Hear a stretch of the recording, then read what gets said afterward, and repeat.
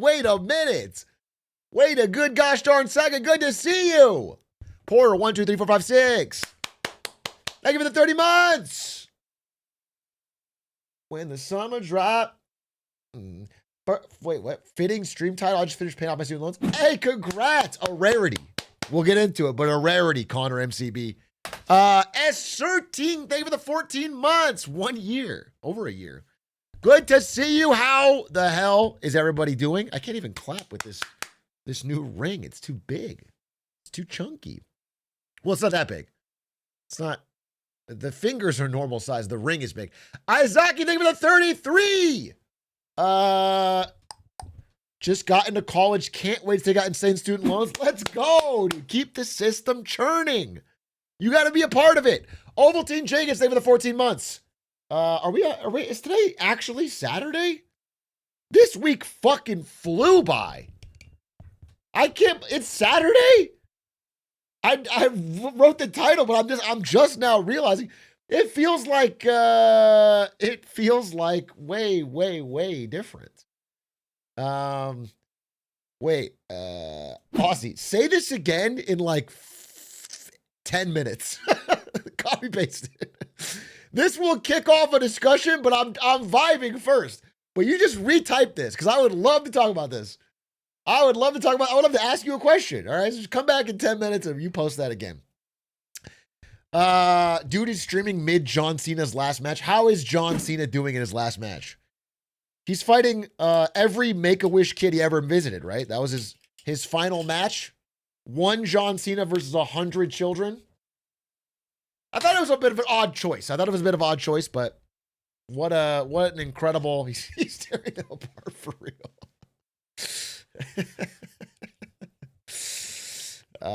Cinema, I'd actually pay to watch that one, TBH. You would pay to watch John Cena beat up sick children. I want to be super clear what you're saying. You would pay money for that. Philosophia be anything for the 48 months.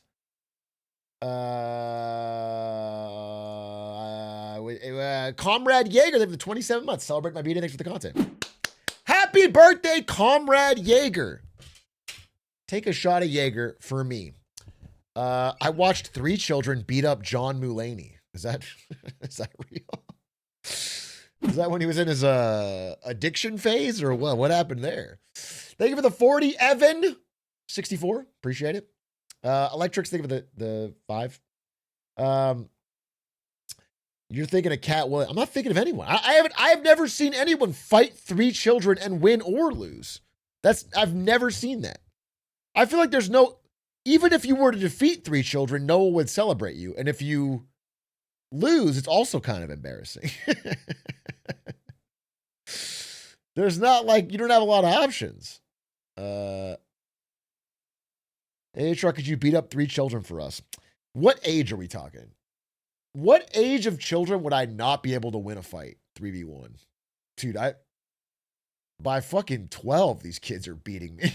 I think 11. I think 11-year-olds I can take.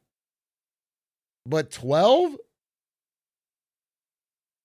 Yeah, I think 12 I lose. And then once you're in a teenager, it's over. 12 is definitely the threshold. Kids are scary.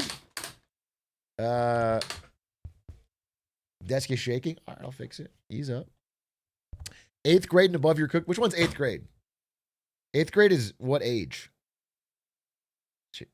I just started saying January. I started counting the months on my hand. How's that going to help me? How's that going to get me to where I need to go? 13. Okay, that was dumb. I don't know why the fuck I did that. That's brain rot. What the hell was that about? Why did the stock market eat shit today? The stock market wasn't open today. Saturday. It didn't move at all. I don't know. It didn't even move at all, bro. Although we might get 24/7, 7 days a week trading. It's coming. They want it to be more like crypto, dude. They would like everyone to be trading at all times. No rest for the wicked. what's your opinion on other countries being real? When you say other countries, you mean outside of God's country, America, right? I'm not sure. I mean, I've visited these so-called other countries, but I actually think they might be like psyops, like they're theme parks created so that Americans have like fun travel options. Like, I'm not sure that's a real like they have these, like the languages are so silly. It's like, this can't be real. I was in so-called Germany and I was trying to like take an exit on the highway and it said Ausfahrt. Ausfahrt? That means exit? I'm not quite sure. That sounds fake. That sounds, someone's having a laugh, dude. Someone's making it up.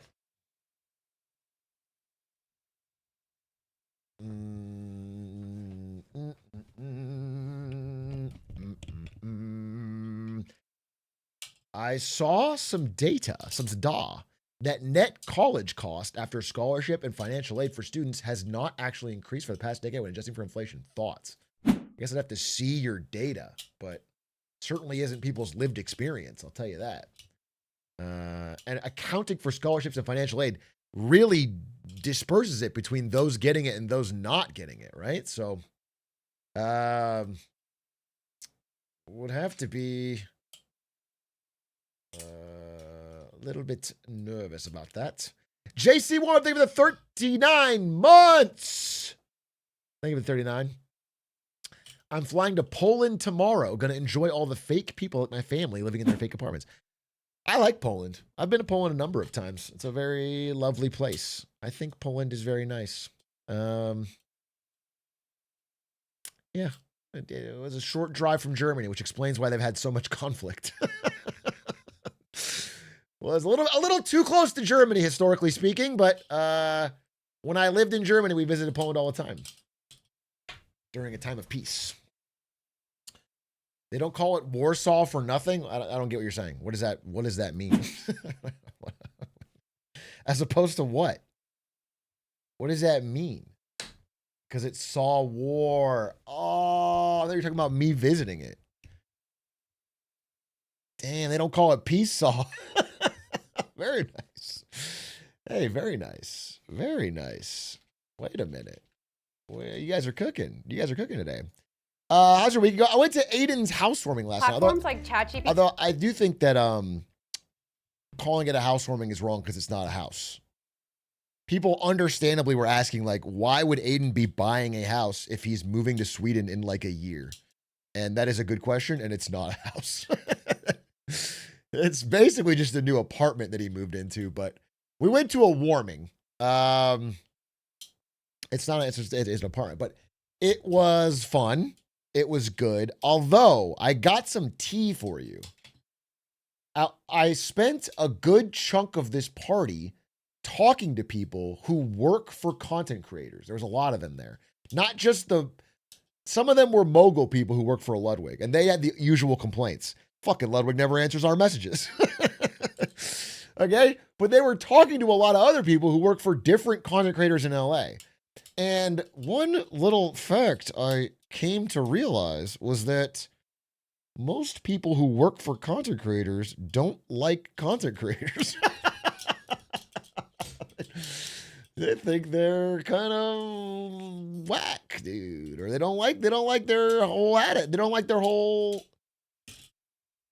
style, I guess. I guess it's like their je ne sais quoi. I don't know. I got a shocking insight there. I thought it was universally beloved. Apparently, they're like somewhat flaky. They're difficult to rely upon or something. I'm not 100% sure what. No, it was interesting, man. There was some people there that work for, well, I guess I shouldn't say, right? I shouldn't say who they work for because, but it's like big people that you would know. That's all I'm saying. Big people. And you know, some of them,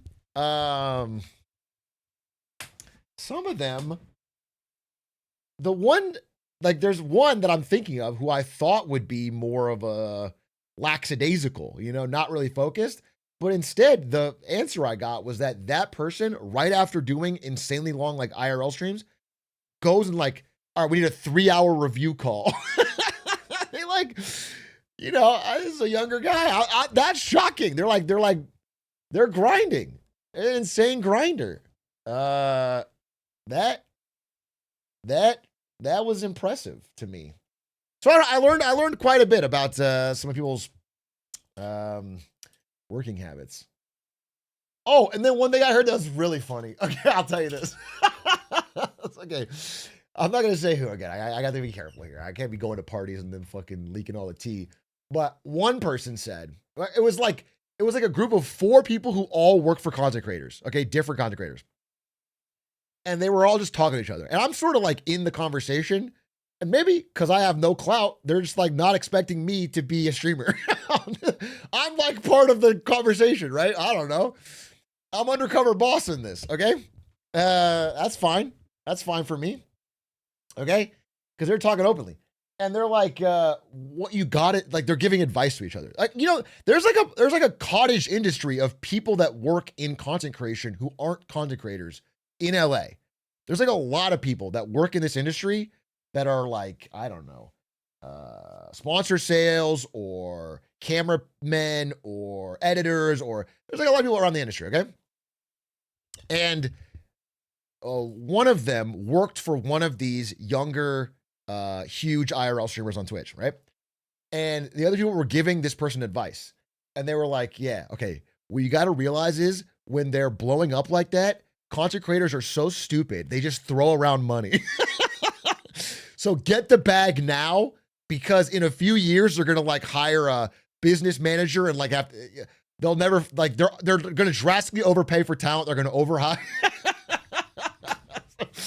But like they had this shit down to a science, bro.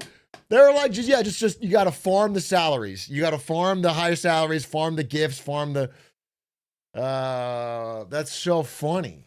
That's so funny. Were you taking notes? I already stole $3 million from Ludwig. There's nothing I need to do. Okay?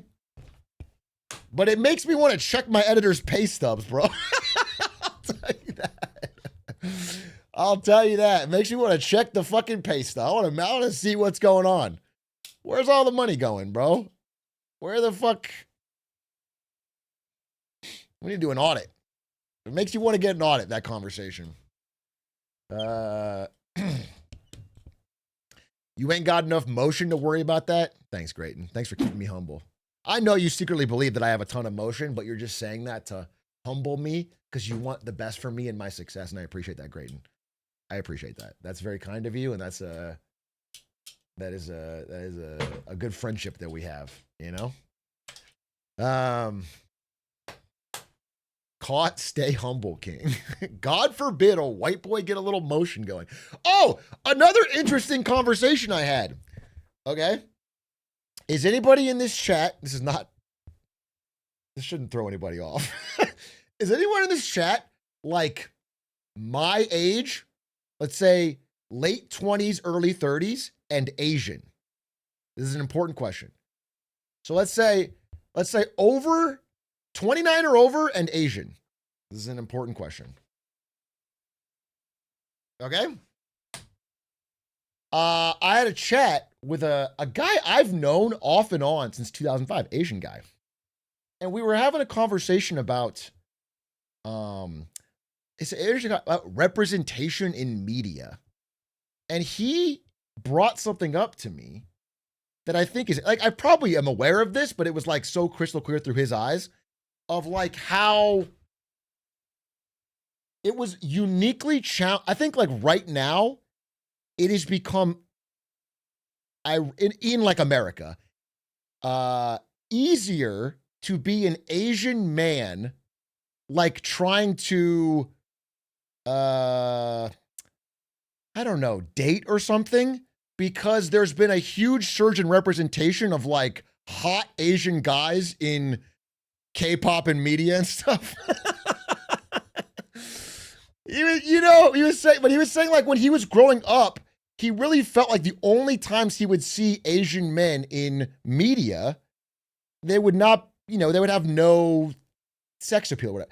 I thought it was interesting. It was an interesting conversation. He was like specifying like a unique challenge he felt growing up, that he feels like it's different now. Like it's I'm sure it's still hard. I'm not saying it's fucking easy or whatever. I'm just saying like that is a unique path that he's seen. And I thought it was a good conversation. I really enjoyed it. Maybe he just got hot. He did get hot, by the way. This guy, he worked out a lot. He's fucking shredded, but it was something he like noticed and talked about. So that was an interesting conversation. Listen, I can't talk to Aiden. He just wants to yap about Sweden, so I have to get out in the weeds. I gotta go fucking talk about some real shit.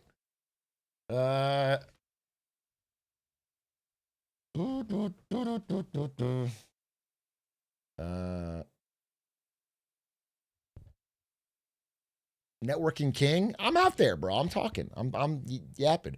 Bro, you know who else I talked to? You guys need to go watch apparently Ludwig had a video about him going to Formula One that kind of, according to their standards, flopped. Where is it? Right here. I mean, 575K is fucking incredible, but whatever, okay? By their standards. And Formula 4 or whatever. I talked to the editor of that video. He's like, bro, I put my life and heart and soul into that video for like a month straight.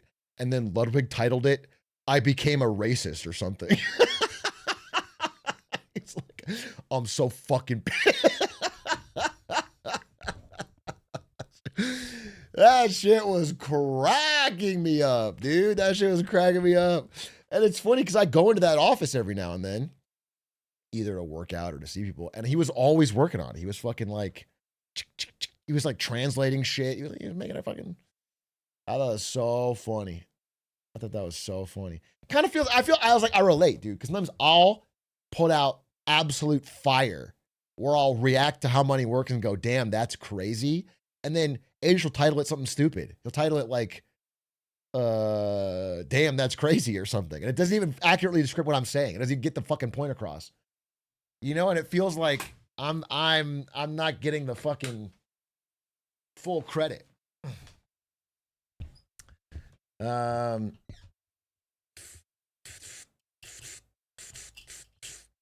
Did you read the FT article about the tech billionaires setting up their own microstates? Yeah, I'm going to talk about that. Don't try to fucking.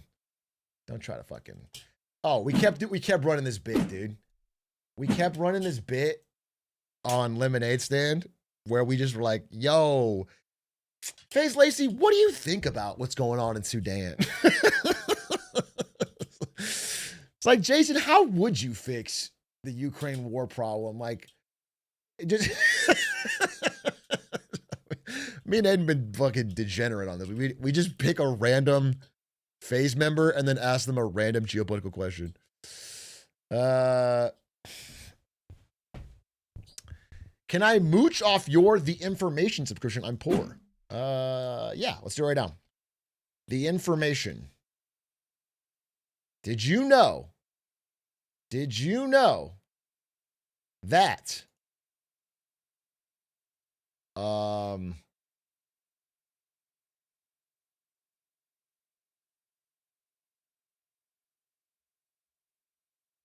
Whatnot is doing well? Did you know that? Whatnot is the live streaming shopping platform.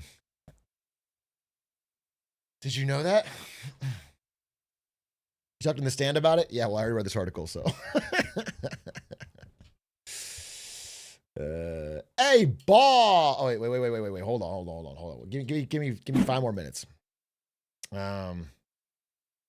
Whatnot is huge among the UK YouTuber streamers. Yeah, it's all. I mean, legitimately, if you didn't watch the stand, Whatnot is like live stream shopping. I wonder if I can pull it up on desktop. It's like this, okay? You can they like crack packs, they like show off magic cards and shoes and collectibles and bags and sneakers, and you can buy it right from the app, right? And this is massive. Oh, close this. This is massive in China. Live stream shopping is fucking huge in China. And we've sort of had it in America with QVC, but it's like on TV and it's for old people. It hasn't really cracked. And like a lot of companies and tech companies have tried to turn this into an American thing, but it has not caught on. And then as of this year, like the last half of this year, really going into next year, it feels like it's like starting to really take off. Like Whatnot finally cracked it, and the rise of like huge amount of people getting into collectibles, ideally for flipping and money. Like I really think Pokemon cards has pushed this over the edge because people are just like there's a lot of people that don't play any Pokemon at all that buy the cards and try to flip them, or Lego, or there's a lot of like flipping. I think it's probably a fucking recession indicator, honestly. It's probably a sign of everyone getting more desperate for cash that like Costco dads are showing up and buying pallets of Pokemon cards and then going on to Whatnot to flip them.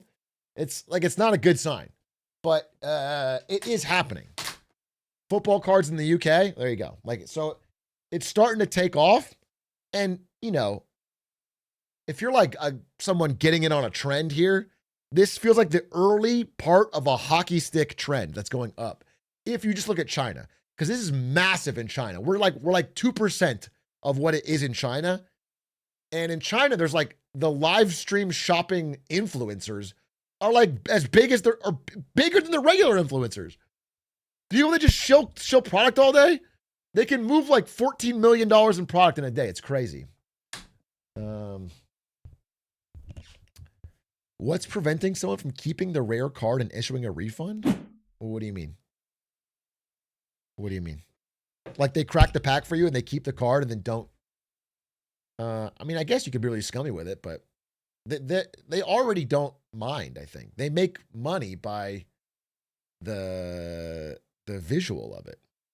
The chance that some people win a pack or win a good card is like the lure that gets more people to buy packs.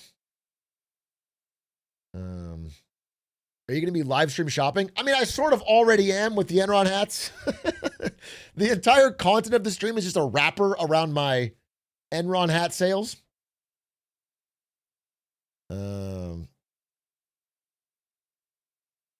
Jadagger, thank you for the 4 months. Thank you for the 4 months.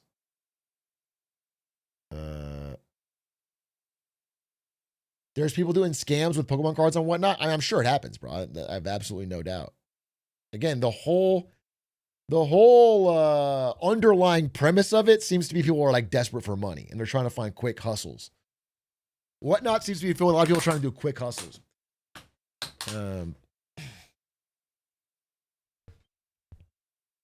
I didn't say 6-7. Why are you doing 6-7? No, I was doing this. It's not up and down. No. You can't do this and do 6-7. You guys are getting too desperate to 6-7.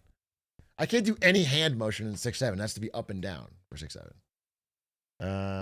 So just correct yourself on that. Thank you for the 15 stream streak from Connor from Cyberlife.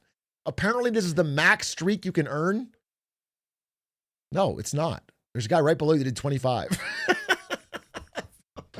You just made that up. You just made that up so I would read your fucking message. It's not the max. I just scrolled right down. There's 25. God damn, dude. There's like a 30. Stop. I don't need your streaks. The streak is the dumbest addition they've made since Pulse. He doesn't even know what Pulse is. I lost 2 weeks of my life, no sleep for Pulse, and it was the worst fucking feature they ever launched. No, it's not people like the streaks. I don't mind that the streaks are shown to chatters. I mind that the streaks are shown to me, and they fill up my sub feed. So instead of thanking subs, I get a bunch of 5 streakers. What was Pulse? When I worked at Twitch, they had this genius idea. They were like, we need to increase people's time on website. What did they love more than watching people play video games? They love social media. So what if we add a way for streamers to have little Twitter-like updates to their to their chat, to their community? So let's add like a Pulse feed where I could write a little Pulse update. And they launched it. Exactly 4 streamers in the world used it. Nobody checked it. Nobody cared. Every streamer already has Instagram or Twitter or TikTok or social media, and they would post on there where they had actual followers. And so it got canceled. But they spent a lot of time working on it. Are you in one of these card packs? I don't think so. This is 2017? What is this? Kappa cards? I wasn't even a streamer in 2017. I still worked at Twitch for part of 2017.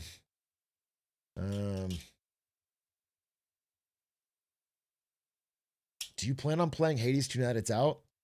Unholy Pancakes, you are so late to this party. I've already talked about this. I had the journey. I played it. Ari played it. We've 100%ed it. We talked about 100%ing it. Ari came in. It's probably like a month ago, bro. But yes, it is a great game. It was a great game. It was a great game.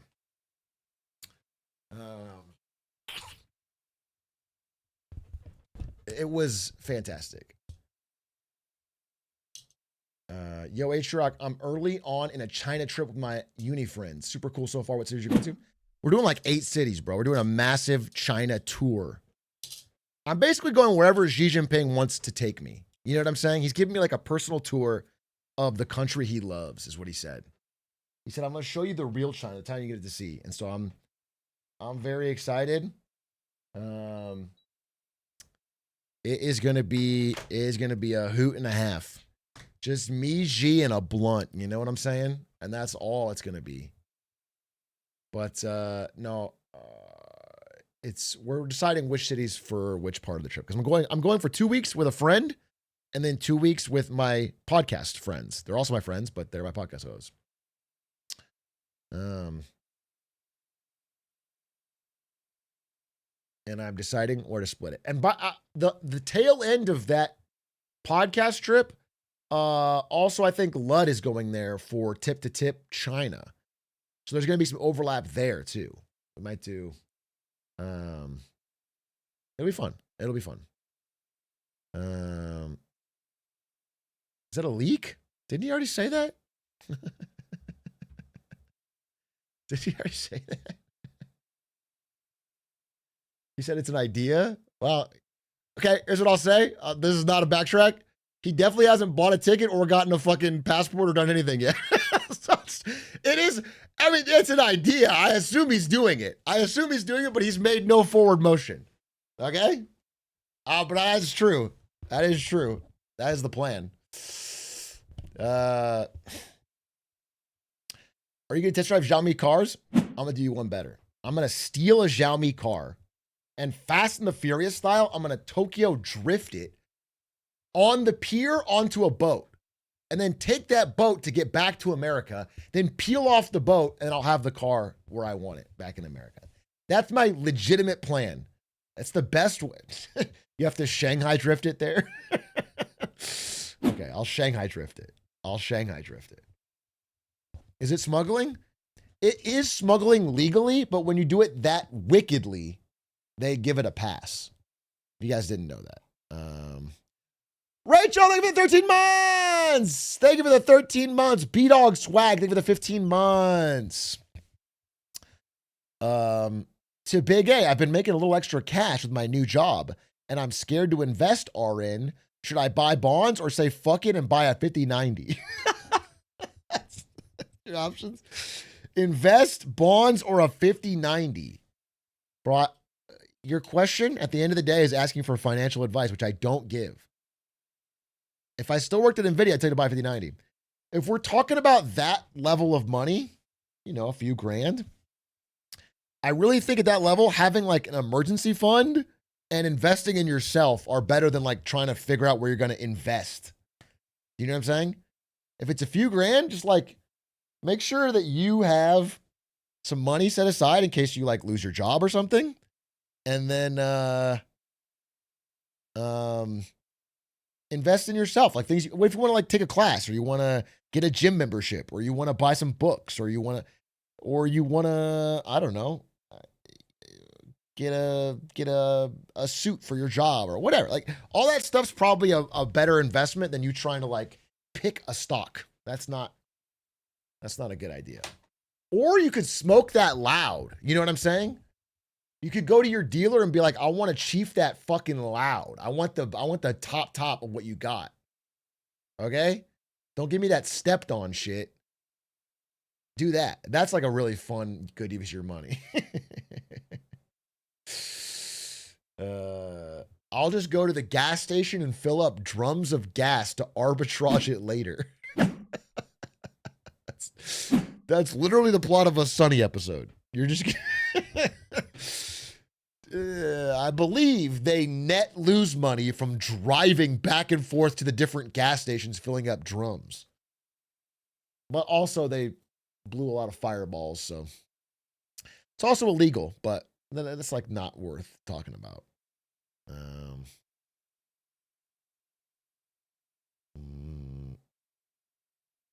Yeah, how are you going to sell it, by the way? How are you going to sell it? You got your drums of gas? Are you going to set up a separate gas station? Where what? You're going to, how are you going to sell it to people?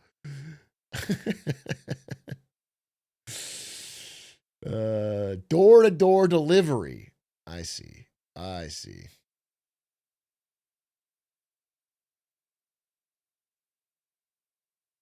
How China views the U.S. spotted in the Chongqing airport. This is China's mural of the U.S. in the airport.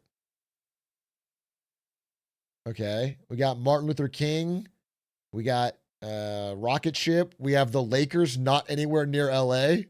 We got Lakers in Arizona, New Mexico. Football burger is like the entire like Midwest. The entire Rust Belt is just burger. That tracks. Okay. New York. DC has taken over the entire East Coast. Seattle has gotten they get a huge part of the mural. Alaska has bears. And then we got Vegas and the Golden Gate Bridge. All in all, they cooked. They cooked. Looks about right. Looks about right, bro. They cooked. I think they. It's close enough, bro. There should be a gun somewhere. There should be a gun. And there should probably be a truck, like a Ford F-150. Like a school bus should not be on here. A Ford F-150 should be on here. It's illegal in China to have a gun. Okay, this is not a map of China, is it? Okay, put a big fucking gun on it. People know where they're going to. Okay. They circumcised Florida. Yeah, well, what are you gonna do? There should be a Michigan. This is China subtly fearing the return of the American auto industry. That's why they cut off Michigan. Okay? That's the fear. They're trying to subtly downplay it. They know that the CEO of Ford is pretending to glaze them while he builds the super secret, ultra top rare Ford EV that's going to dominate the market. Obviously, the Ford CEO is playing a fucking 9D chess game where he's oh, it's so good, it's so good. Secretly laughing to himself, knowing he's about to drop the fucking big one. The Ford SU8. Can you imagine? Imagine the Ford CEO just goes to Mexico, imports a fuck ton of SU7s, slaps a Ford sticker on them, marks them up 15, 20K. They would still be one of the best cars in America. Dude, holy.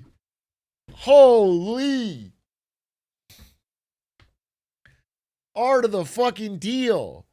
And it's good, clean American jobs.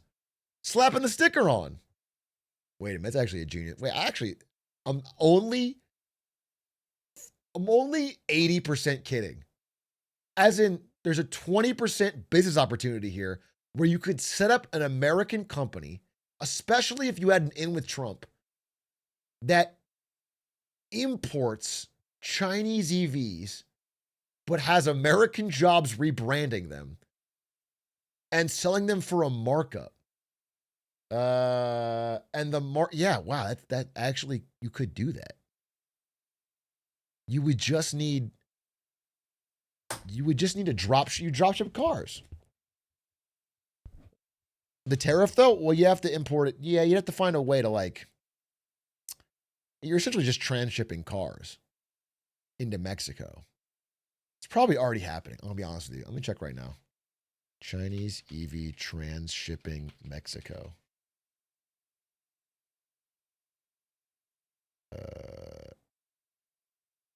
Yeah, it's happening right now.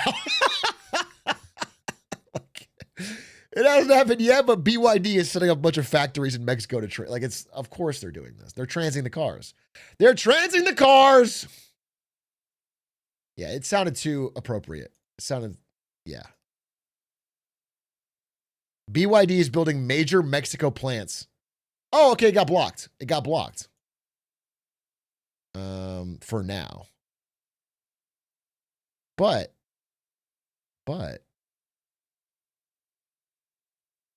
yeah, I mean, look, dude.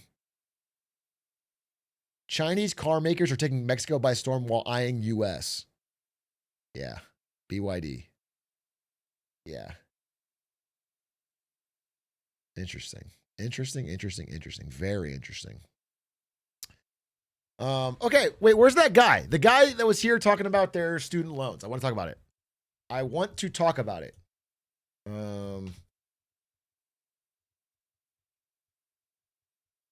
I need your message.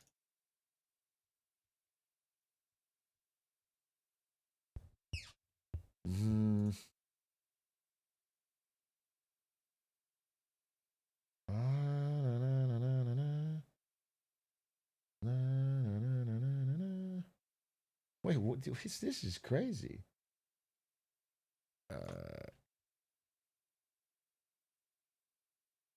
Paid chatter on Klarna. No, not paid chatter on Klarna. What did this person say? You said 10 minutes, been 40? Yeah, but okay. Okay.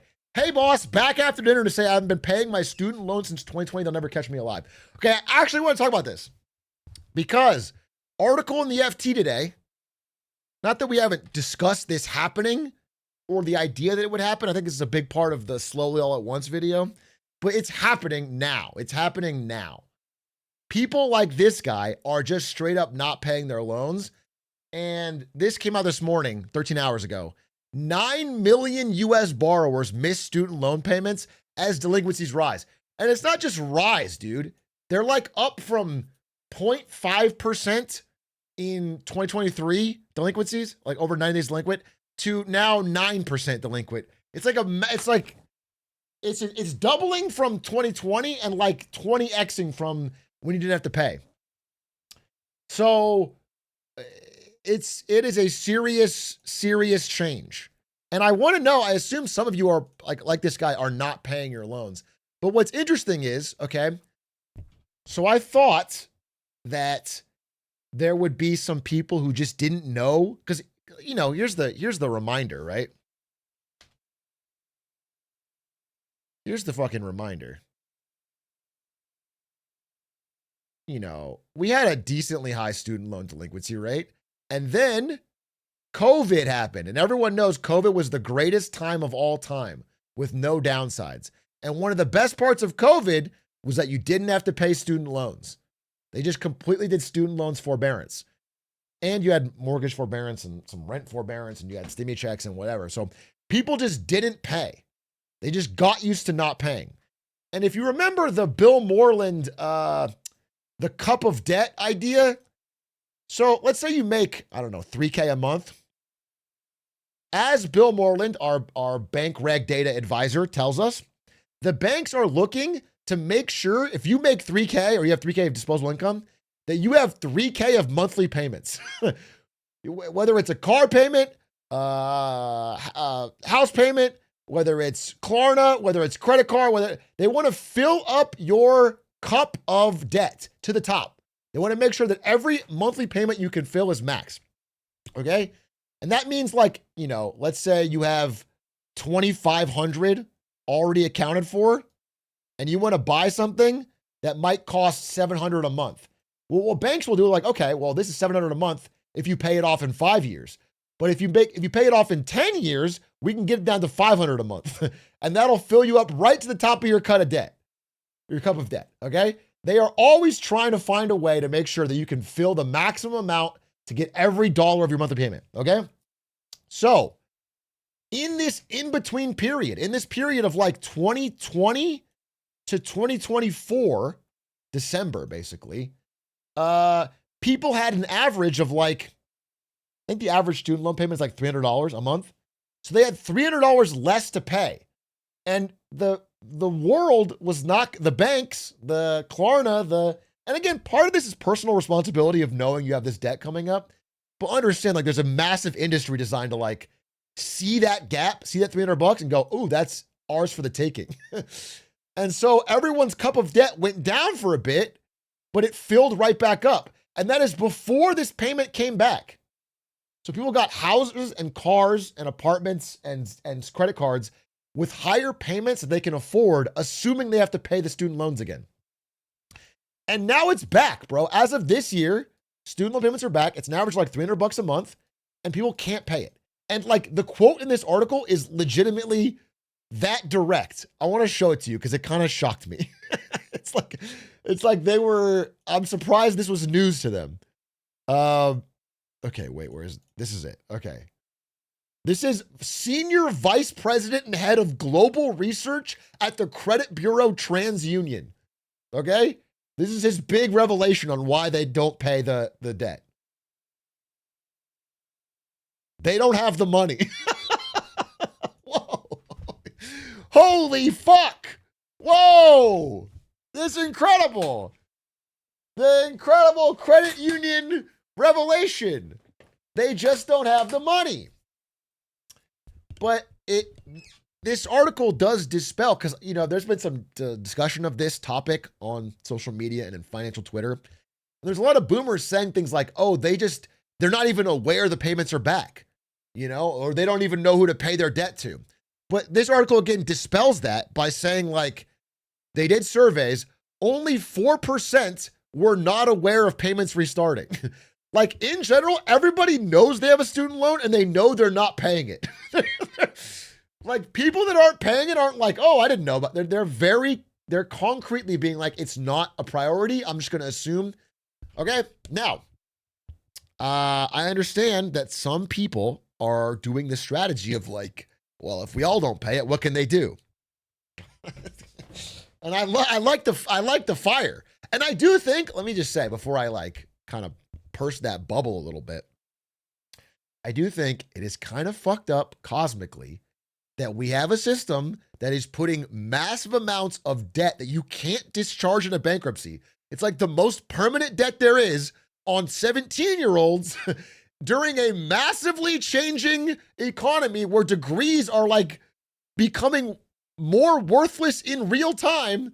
Like, it's an insane system and they're stuck with it for a long time. I understand that it's fucked up.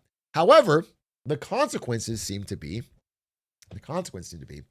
that that your credit score is getting just damaged. And I'm not trying to listen.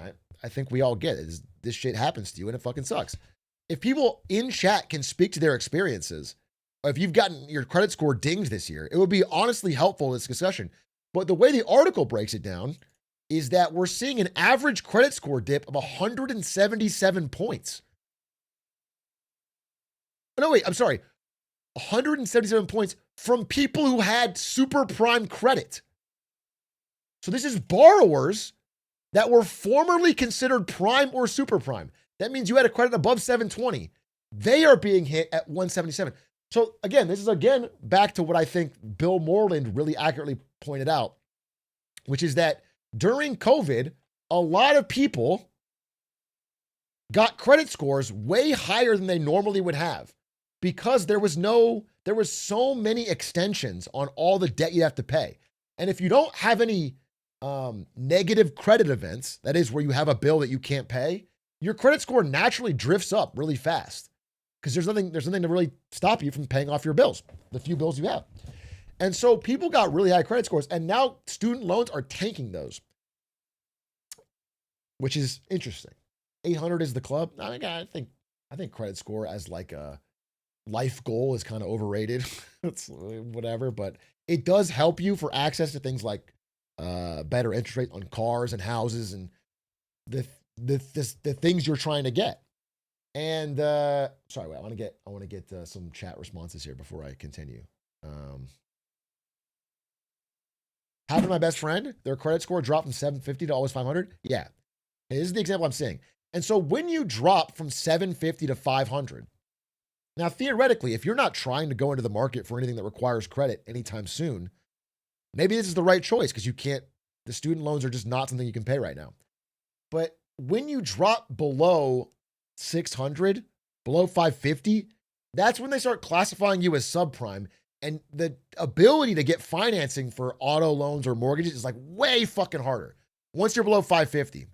And so, look, on an individual level, this can suck. But now that we're at 9 million people and counting, it's like, this is not just a them problem. This is an economy-wide government problem where a huge ton of graduates are not able to do the things that would kind of normally keep the economy going, which is like buy cars or buy houses or spend or buy for the holidays or whatever. All that stuff is happening now. And so the effects are going to be more catastrophic, I think. The reason, by the way, this article also mentions, and I think this is interesting, I talk a lot about rising auto defaults, rising credit card defaults, even mortgage defaults, which is not that high yet, but comparatively, like if those are rising, student loans is like this. Student loan delinquencies are way, way up over. All of these are like relatively in line with pre-COVID. They're just heading in the wrong direction. But this is way, way up. And the reason that is kind of obvious when you think about it. It's because the job market for new grads fucking sucks. It makes perfect sense when you drill into it. The reason student loans are delinquent at a higher rate than all other types of loans is because they're most likely to be in the hands of new grads who most likely are to be looking for a new job, and the job market fucking sucks right now. So they just don't have the money to be paying $200-$300 extra a month. So I guess it's all just hitting at once. Like these credit score hits, the huge wave of delinquencies, it's like connected, 30% of online jobs are fake. Yeah, I mean, we could talk about job searching forever, but like this, and I think this ties in to the rising trend we're seeing of especially younger men, like being very avoidant or scared of college. Now, I don't know if scared is the right word, but like they're less likely to see the value of college because they're looking at people older than them and seeing disaster. Now, Trump told me this is an A++ economy, so maybe I'm all wrong about all this, but I thought this is a pretty stark article. And the way it ended was also really important to me because he said they pushed it off and pushed it off and pushed it off. And now we have an echo effect, and this is one of many. And I do think that is what's happening, which is that we're finally hitting the massive hangover from the cocaine-fueled stimulus of COVID. Like, we put it off, and then in 24, it seemed like it was going to happen, and they kind of put it off again, and now it's just fucking hitting, dude. The lights are on. It's 6 a.m. the light is streaming in the window. The house is trashed.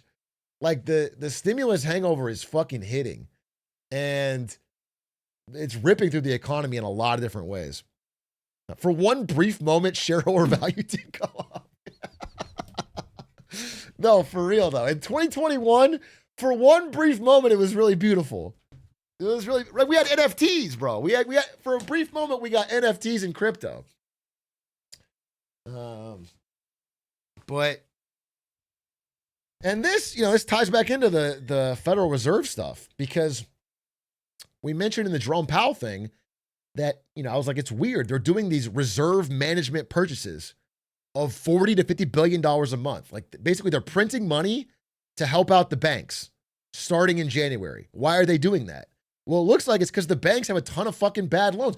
Like student loan defaults are rising, auto loans defaults are rising, credit card loans are defaulting. So banks are kind of stressed. They're low-key stressed. And that explains why they're planning to print another $40, $50 billion a month to shovel into the banking system. What do you deal with the hangover? In the metaphor or in real life? Because in real life, I just eat the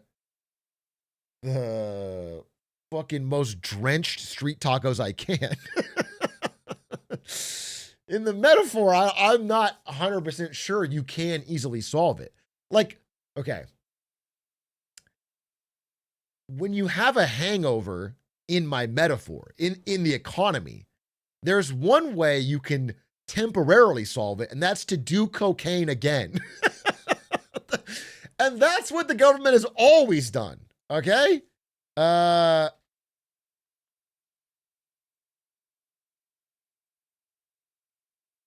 I have like let me see if I can get the chart I want.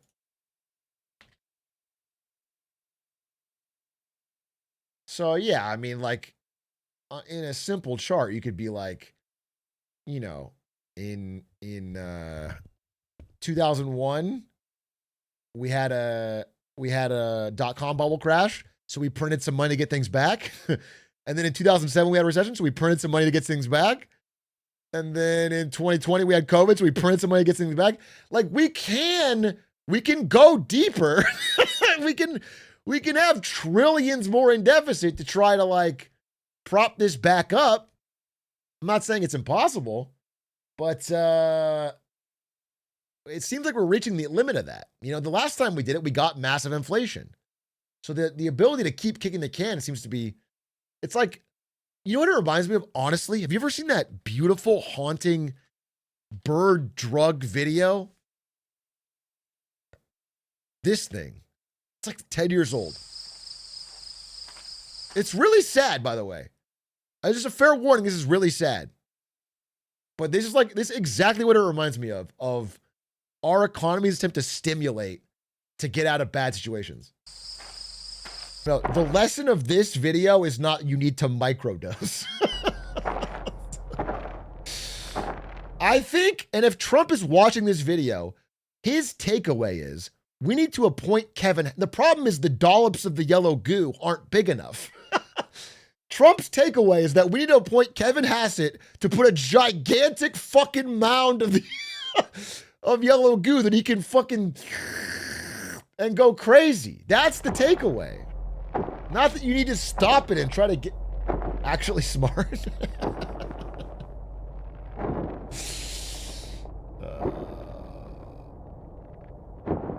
The dark video, man. It always makes me sad.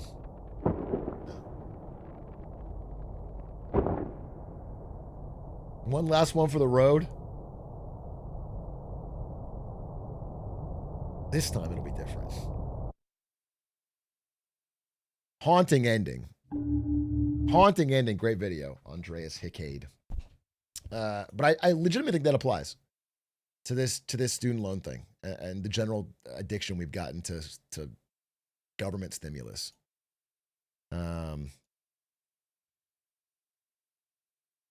Was there anything else I wanted to say on that? Not really. I mean, I think that's my point. But I feel for you if you guys are impacted by this, and just know that it's 9 million other people and rising. I'm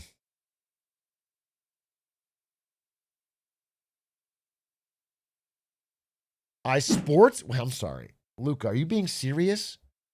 I sports betted all my student loans and all my credit cards, so my credit score was already 470, and I didn't pay the student loans, and it went down to 430.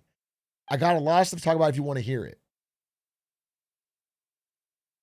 I mean, I do want to hear it, but if I bring you into a call, it's going to turn into fucking Jacob Hammer or whatever. I don't want to do it, bro. I don't want to do it. I feel for you. I'm sorry. It's just not, that's not Caleb Hammer. Caleb Hammer, bro. I'm not. That's not my goal. But I do want to know. I mean, I'm trying to think of just once you get down to 400 credit score, it's like your options are so limited on stuff you can do.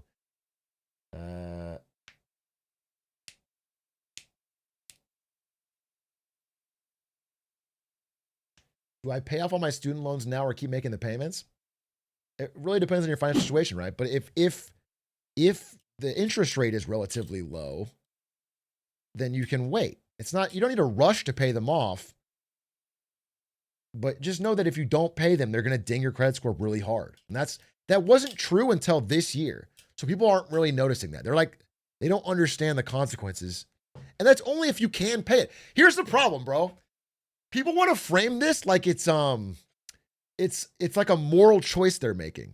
Like young people are like, "Oh, they have this money and they're just." It's like generally the reason they can't pay the bills is because they don't have the money. It's like they don't. It's because the job market is fucking ass right now, so they're making harder choices of where they can put their cash. Now, I'm not saying there's people not on the margins that are like sports betting it or whatever, but if you're buying a phone or something, that's not. I hate when someone like a boomer being like, "Wow, well, you have an iPhone, don't you?" You fucking need a phone to participate in the economy right now. You need a phone. There's like basic purchases they're making.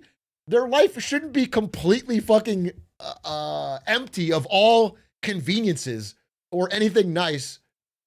I don't know. I think the moralizing about it is frustrating to me because it's like clearly a consequence of stimulus decisions.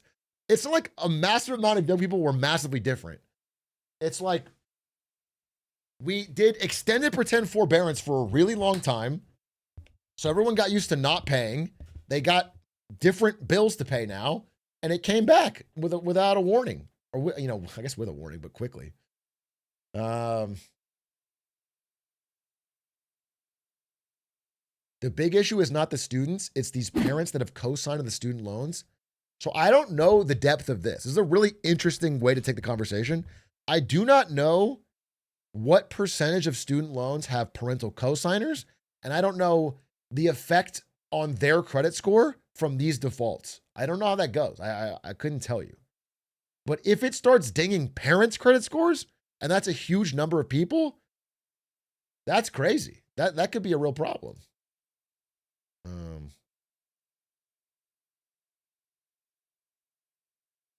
What happened with the interview on Banker on Credit? I think you're talking about the Bill Moreland interview, which is what I'm referencing a lot in this discussion.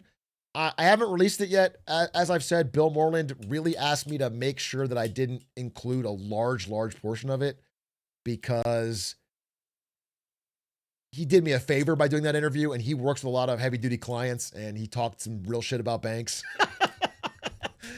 No, it didn't make him look bad. It made the banking system look bad, bro. Hey, I will say this, though. Bill Moreland watched my lemonade stand interview with Steve Eisman and sent me an email backing up my side of the argument and breaking down why Steve Eisman was wrong in that interview. I thought that was fucking hype. He said his kids sent him the interview, the lemonade stand, and he like went line by line. So I think that's fucking hype because Bill Moreland is fucking, that guy knows his shit. 90% of private student loans are co-signed. Damn, I really don't. So what I don't know is like, how much can they go after the parents that are co-signing these loans?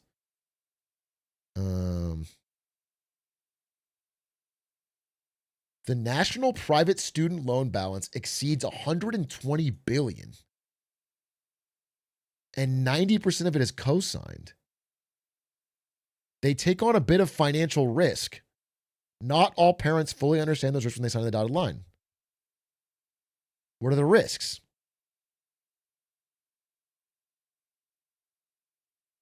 Credit score. Oh my God. 56.8% of cosigners believe their credit scores have been impacted by cosigning on private student loans. And parents are asking, their children are asking parents for help making monthly payments. That's another thing, dude. This has kind of gotten way off topic. Ada should have to include all this if you want to, I guess. But Um, and people in chat, you could be honest, bro. You don't have, this is not, I know this is like, when you talk about money, it becomes like personal or embarrassing or weird, but I think people like hearing from other people. I do know that a large portion of people basically need parental help for bill payments right now because it's like impossible. It's like, especially, I'm talking about people who are like in their, I don't know, later 20s, whatever. It's like, it's just, that's just the way it is because, I mean, I'm seeing this in articles, like it's how it goes. I'm not even talking about living at home. I think living at home is actually a smart financial decision with how housing costs right now. And I get that. But I just mean like, if you can't find a job that pays the bills that you have, you're going to need it. It's, and like, who has the assets? The older people who are probably your parents, the boomers. But that just creates a bigger divide, right? If people don't have parents with money or even some sort of stability, then the fucking debt's hitting you extra hard. If my parents didn't help with undergrad, I'd probably be fucked. I moved back into my parents till the job search bears fruit. It's untenable. Makes total sense, bro. Makes total sense. But obviously sucks on some level.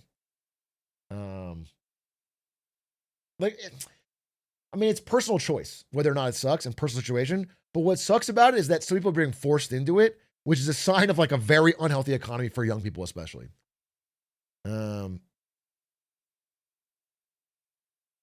I can only afford college because of military benefits. You can pass on the GI Bill, and that's the only reason my little brother could afford college, because he got my dad's. My dad passed it to my little brother. And then I just took out big debt.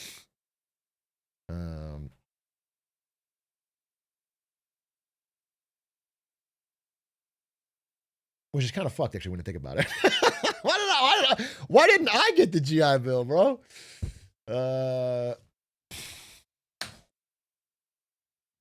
Did you pay it off? I did pay it off, but like I want to show you something. I tweeted this a long time ago. I want to show you something. This is actually relevant. Okay. So these are my student loans. Okay, I paid them off in 2019, but I want to show you. So this is pay. I did like a celebration. This is when I first started working at NVIDIA. This is my attempt to pay them off during 4.5 years at Twitch.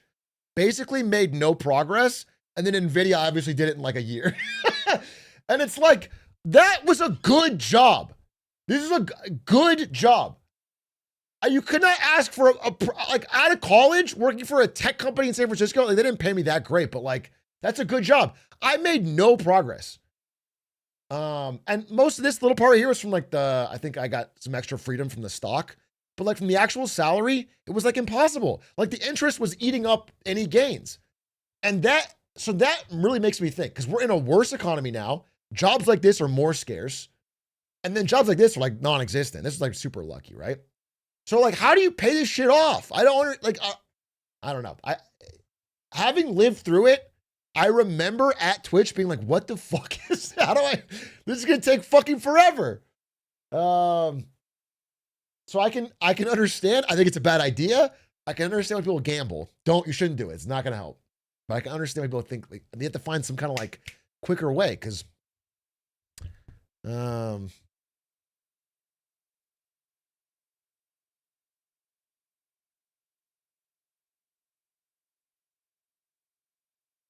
AI is taking entry-level jobs disproportionately. I mean, I don't know if it's taking them, but definitely it's like companies are not hiring entry-level as much, especially in like good, quote-unquote, good jobs, because they're trying to see if they can replace them with AI.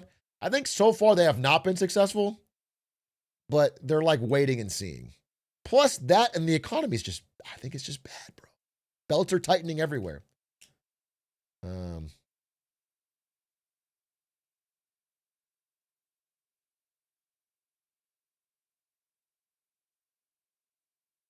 My parents lent me $20K to pay off my loans, but when they heard about potential forgiveness, they had me take the $20K back so they could buy a car. They said, hey, yoink, don't worry, Biden got you. I will say this. Okay. I mean, I have complicated thoughts on student loan forgiveness. Not that like I fully agree people got into, you kind of scam 17-year-olds into these big student loans. The problem is like a one-time student loan forgiveness is like such a fucking subsidy for millennials versus Gen Z or whatever. It's like such a massive like fuck you, and the prices will keep going up. It's like the next either you gotta either figure out a way to make it I don't know. You honestly need to get rid of all the subsidies so the price goes way down. That's like what it used to be. People used to be able to pay for college with like a summer job. And now it's so inflated because of the so many loans. And, the demand subsidy just keeps it going. I understand. It's a complicated thing because people need it. But what I will say is that they really teased that shit. Like a lot of you, Ari included. So I paid off my student loans in 2019. But I was dating Ari the whole time, and we got married in 22, and I didn't find out until mid 23 that Ari still had student loans. And she's like, yeah, I didn't pay him because I thought Biden would. And it's like, okay, well, yeah, we just got to pay these down. But like everybody thought, Ari's a smart person. Most people thought that was going to get paid because that was the part of the campaign. Was that like this shit was going to get forgiven? So people got a little bit of bait and switch on that. Even though I'm not like it would be such a stopgap. It would be the first, I think, a student loan forgiveness. They might have to do it because the economy is going to crack if if everyone's drowning in student loan debt. But it'll be the first millennial boomer thing, is what I'm telling you. A mass student loan forgiveness will be the first thing millennials do. That is what boomers did. It'll be our time. And it's just not going to solve the problem for the next wave of student loan borrowers who are Gen Z, Gen Alpha, whatever. But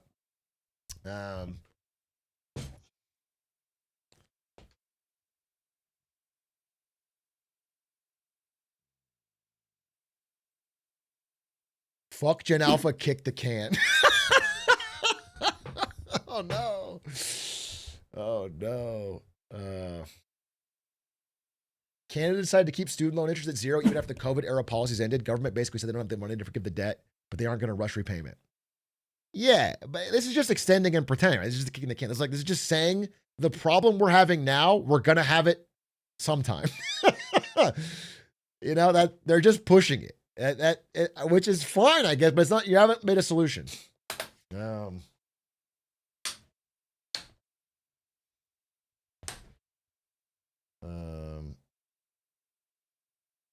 Especially if it ticks up.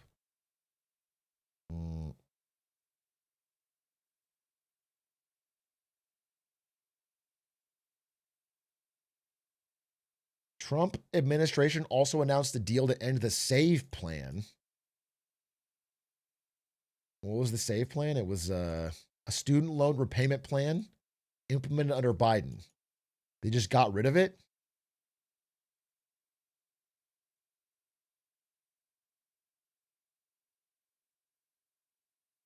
That's silly. Eliminating the SAVE plan will increase the burden of debt on new graduates entering the workforce who are already struggling to build financial stability while also discouraging future students from pursuing college at all. I mean, I could get into a whole thing, though, because here's the deal. I'm thinking about this again. Yes, this would be the first millennial boomer type thing, but you have to understand that we're still currently spending like 7 out of 10 tax dollars on boomers. Our entire government system sucks up tax dollars and redistributes it to boomers who already have assets. So actually, just to get fucking things moving, it might be a good idea.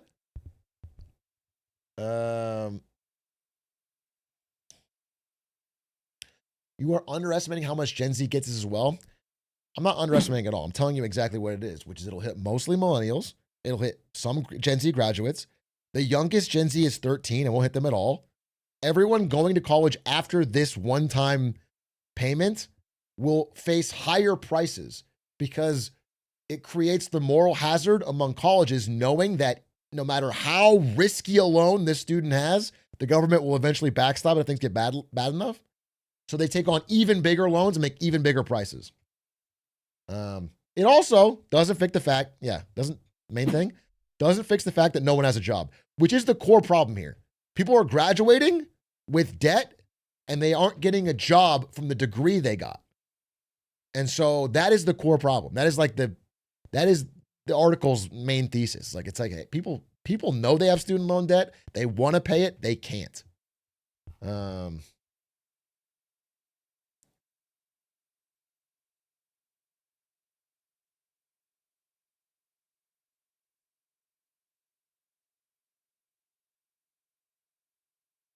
The save plan has been so good for me. I got really lucky and locked in a $0 monthly payment for the last 2 years with all the BS. My rate of $0 has never been updated to reflect my income. Oh, interesting.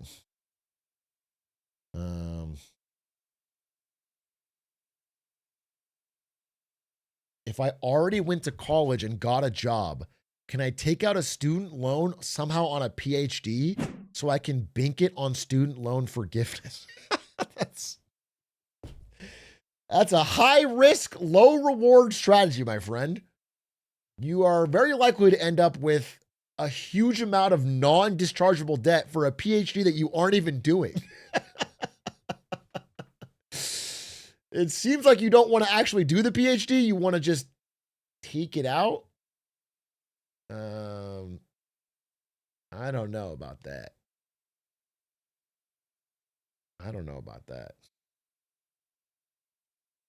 Would colleges have to lower tuition and cut unprofitable degree programs if the government stopped giving a blank check for federal student loans? I mean, yeah, of course, yes. Of course, yes. The endless amounts of demand subsidies allowing anyone to get massive loans allow them to raise prices like crazy. If they couldn't do that, if you go back to like boomer era 70s, again, tuition was nothing. Tuition was nothing, bro. You could do it with a summer job.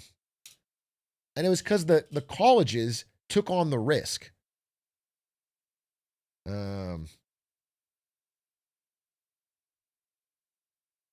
I think that like most, I don't know. I'm a big believer of when it comes to debt, the person issuing the debt should be the one taking the risk.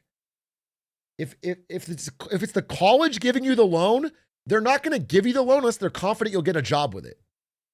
But when it's the government giving you a loan for the college can raise the price to whatever the fuck they want, and they don't care if you get a job. It's the taxpayers' money or your money. They don't care. Yeah.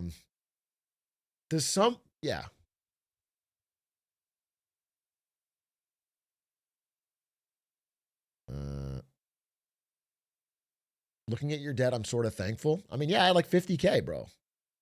I had 50K something like 50K in debt when I graduated from ASU, bro. And I'll be honest with you, mostly my fault because I played a lot of League of Legends. But there was genuinely only one or maybe two honestly good classes in that whole degree. And the rest were bullshit, bro. Bullshit classes. And $50,000, that's a lot of fucking money. And thankfully, all the extra shit I did in college, all the extra, like I started the esports association and all that, led to a job. Thankfully, that's a cool thing to be in college for. But the actual teaching and degree was bullshit. And that was before ChatGPT, bro. I can only imagine now. I can only imagine. If I had been there during ChatGPT, I don't think I would have learned a damn thing the whole time.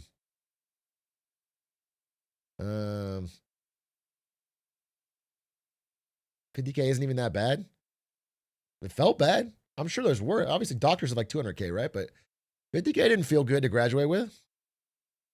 It was like a 300 something a month payment. That didn't feel good.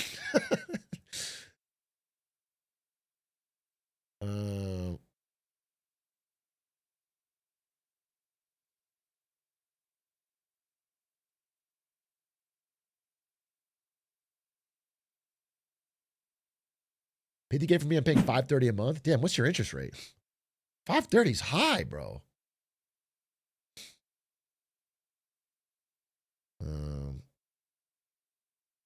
My roommate is paying $90K a year.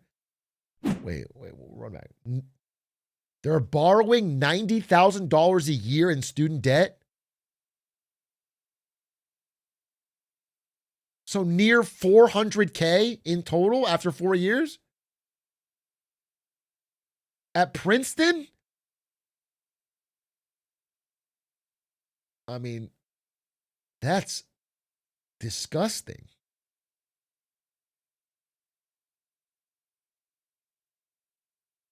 That's disgusting, bro. Princeton, that's a good degree, right? Maybe you'll get a good job, but that's still so much debt. That's like a house. You graduate and you already owe a house. You can't get a house, you have to pay a house. That's crazy. That's crazy. That's so much money.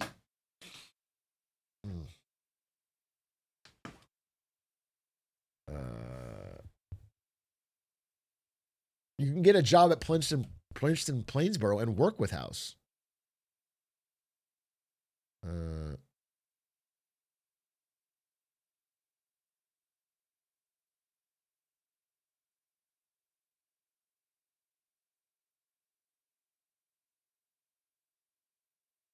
Out of state at ASU now, it's $40K a year without scholarship. I was in state. But yes, that makes sense. Out of states, yeah. 40K a year at ASU, man. That's tough to. Fork 'em, Devils.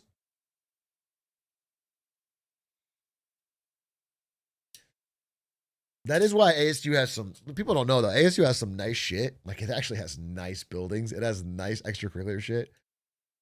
They got money for flowing around for shit you want to do, and it's because there's so many students who are just paying absurd prices to party. It's like there's just students probably on debt paying, I guess, $40K out of state. Because I remember we started the Arizona State Esports Association, and I'm just a fucking greasy-haired fucking DJ and league player. I show up at like it's like a committee thing where you can like pitch for your club to get funding. And it's like, hey, we're a group of gamers and we want funding to get jerseys and compete in video games. And they gave us like a dumbass amount of money. They gave us like a private room with like top tier internet. Everyone gets to bring, they just gave it to us. I did barely any fucking pitch. And we got jerseys. We got transportation to go to Vegas to compete. We got a bunch of shit. And it was because they had money just cashing around there.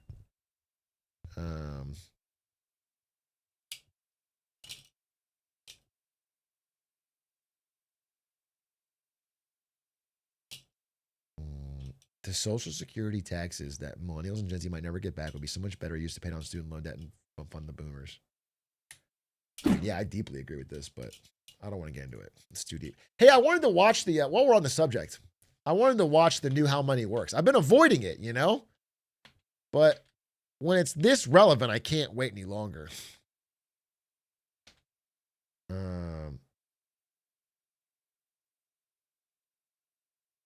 It was called The Gig Economy is Full.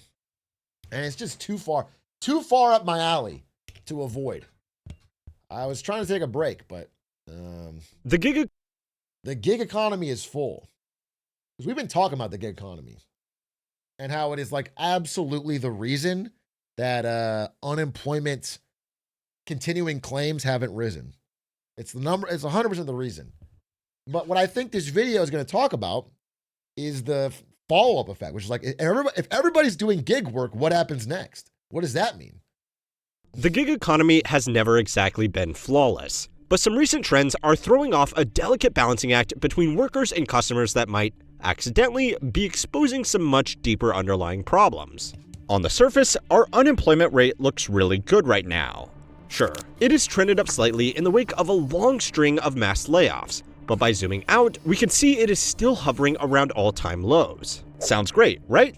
Well, it's no secret anymore that jobs data has had some reliability. Yeah, I mean before that though.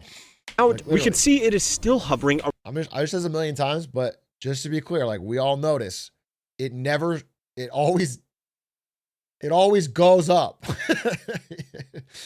Oh, it's too loud? I got to turn it down a little bit. Just so we know, though, like, you never see one where it goes up and kind of like peters off. It goes up, it goes up, it goes up. It's the Psalm rule, really. Once it bounces off the lows, usually you're in a cycle. Around all-time lows. Sounds great, right? Well, it's no secret anymore that jobs data has had some reliability problems in recent years. And one of the biggest blind spots is people moving into the gig economy instead of becoming formally unemployed.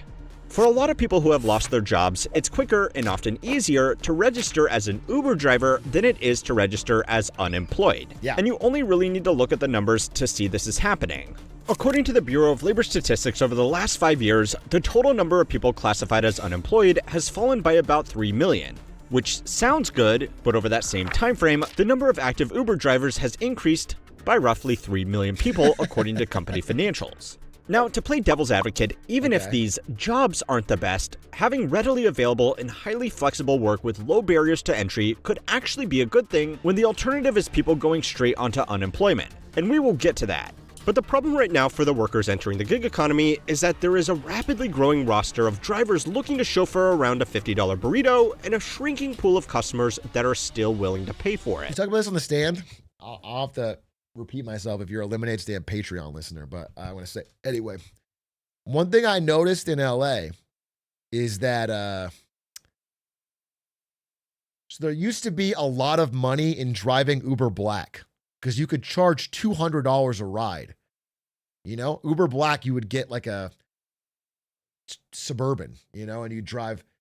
But there's so much supply in LA that the prices of Uber Black have fallen equal to or sometimes even below regular Uber, which means you can get this fucking gas guzzling, huge blacked out Suburban SUV for like $26, $30 from the air. It's like insane. And you see them all over the highway now. A bunch of people try to do it, and you can just tell there's like a huge rush of people going in. Like, same thing with, I think, what's happening with Whatnot and like card flipping, dude.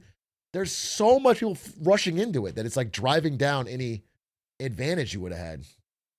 Now, under a landmark deal, drivers can unionize and negotiate pay. What are you making on this trip? Like $10. And they unilaterally drop prices, and they unilaterally decide that drivers are going to make even less of the fare than they were before. I've been going full throttle. I put more hours and make less. Tesla's first robo-taxis are officially on the road and is already partnering with Uber. Waymo.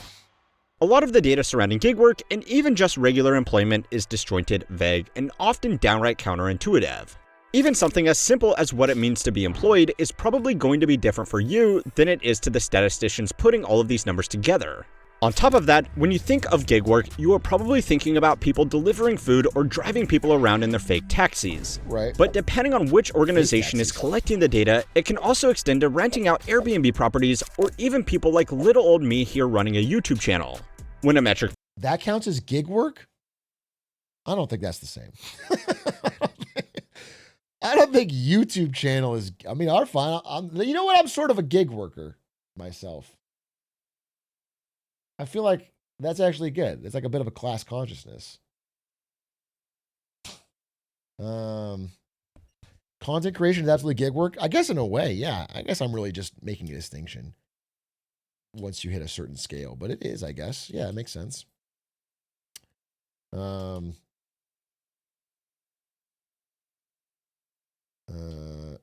Just go on unemployment. Yeah, I mean, you're self-employed on taxes, so yeah, you're a contractor. Yeah, it's not a W-2 job. You're right. I mean, you're right the way you're putting it.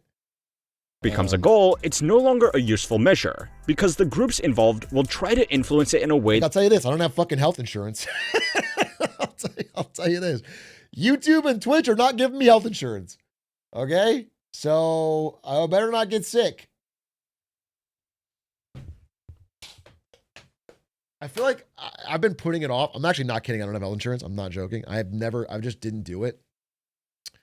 I'm going to have to get like Obamacare or something because I really want to have a kid soon. And I'm just realizing the cost of pregnancy if you don't have health insurance is fucking insane. So I gotta get it. I just gotta do it. I gotta fucking do it.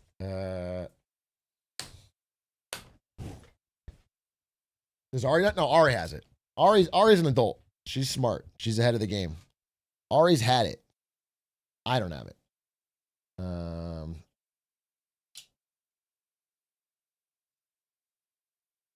My wife just scolded you. Just to be clear, before everyone gets mad at me, I do think I have a pretty good nest egg to pay out of pocket if anything. Unless I get cancer, I'm pretty safe, okay? So don't act like I'm completely... that benefits them. The gig platform companies want to report that they have lots of people working for them to show how important they are to their stakeholders. The media wants big changes in job numbers one way or another to make for good headlines, and politicians want to ignore the industry altogether so that they can keep on pretending the job market is great. Right. This just adds additional murkiness to an already very messy collection of numbers, which can make it really hard to see what is happening to a majority of the workers in these jobs, which is, let's be honest, mostly people. Well, I mean, let's be clear. Did you mention this? Maybe I missed the line. Is happening. They're not even releasing the numbers. Like, whether we trust the BLS or not, they're not even releasing it. We're not even in the world where it doesn't. A majority of the workers in these jobs, which is, let's be honest, okay, mostly people who couldn't find a better job elsewhere. So to unravel this all, there are really three components that need to be understood. The fundamental platform economics that have facilitated the growth of the gig economy, what these services have covered up in the job market, and what happens when they can't cover it up anymore. Now that first point is really just about a balancing act. A platform like Uber Eats or DoorDash coordinates transactions between a service provider, the delivery driver, a goods provider, the restaurant, right, and a consumer, which is you poking at pictures of cheeseburgers on your phone at 11 p.m. Dude, okay, wait, this is actually a separate discussion, and it's worth having. I need to go full cam for this. I saw a pretty damning stat that makes me think all of you, as broke as you say you are buying Uber Eats a lot. Apparently, dude, especially Gen Z are just fucking animals on Uber Eats. They're doing, like, even as unaffordable it is as it is. Dude, I was seeing that people were sharing stories of like people working gig jobs and then ordering Uber Eats. Like there's no way that fucking is gonna add up. I DoorDash almost every day.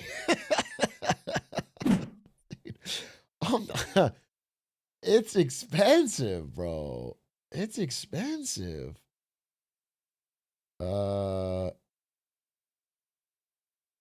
You can check my phone.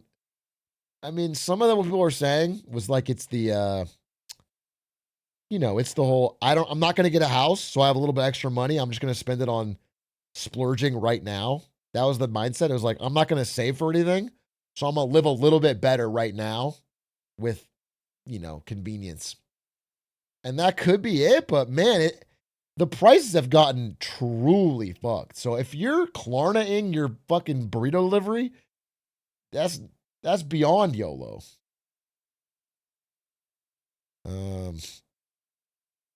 I timed the market to get my Uber Eats coupon. How big is the deal? What do you mean you timed the market? Like you're Warren Buffett? You're out there. What do you? You're doing the sales. Okay, I see. Time in the market beats timing the market. You know what I'm saying? You should always be door dashing to get the best deals. Buying the dip on nachos. I'm buying nachos with dip. I wish I could find the thread I was talking about. I thought it was so interesting.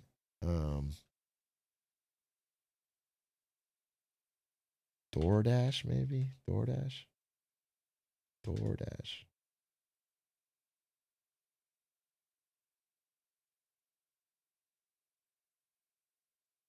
Yeah, this one. This is the thread. It was on Our Money.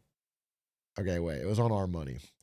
Can someone explain to me where kids are getting the money to live a DoorDash lifestyle? I can't figure it out. I'm a 44-year-old man, no kids. I own and operate a fast casual restaurant with 4 locations. I'm familiar with the insane amount of money it costs to have food DoorDash to your front door.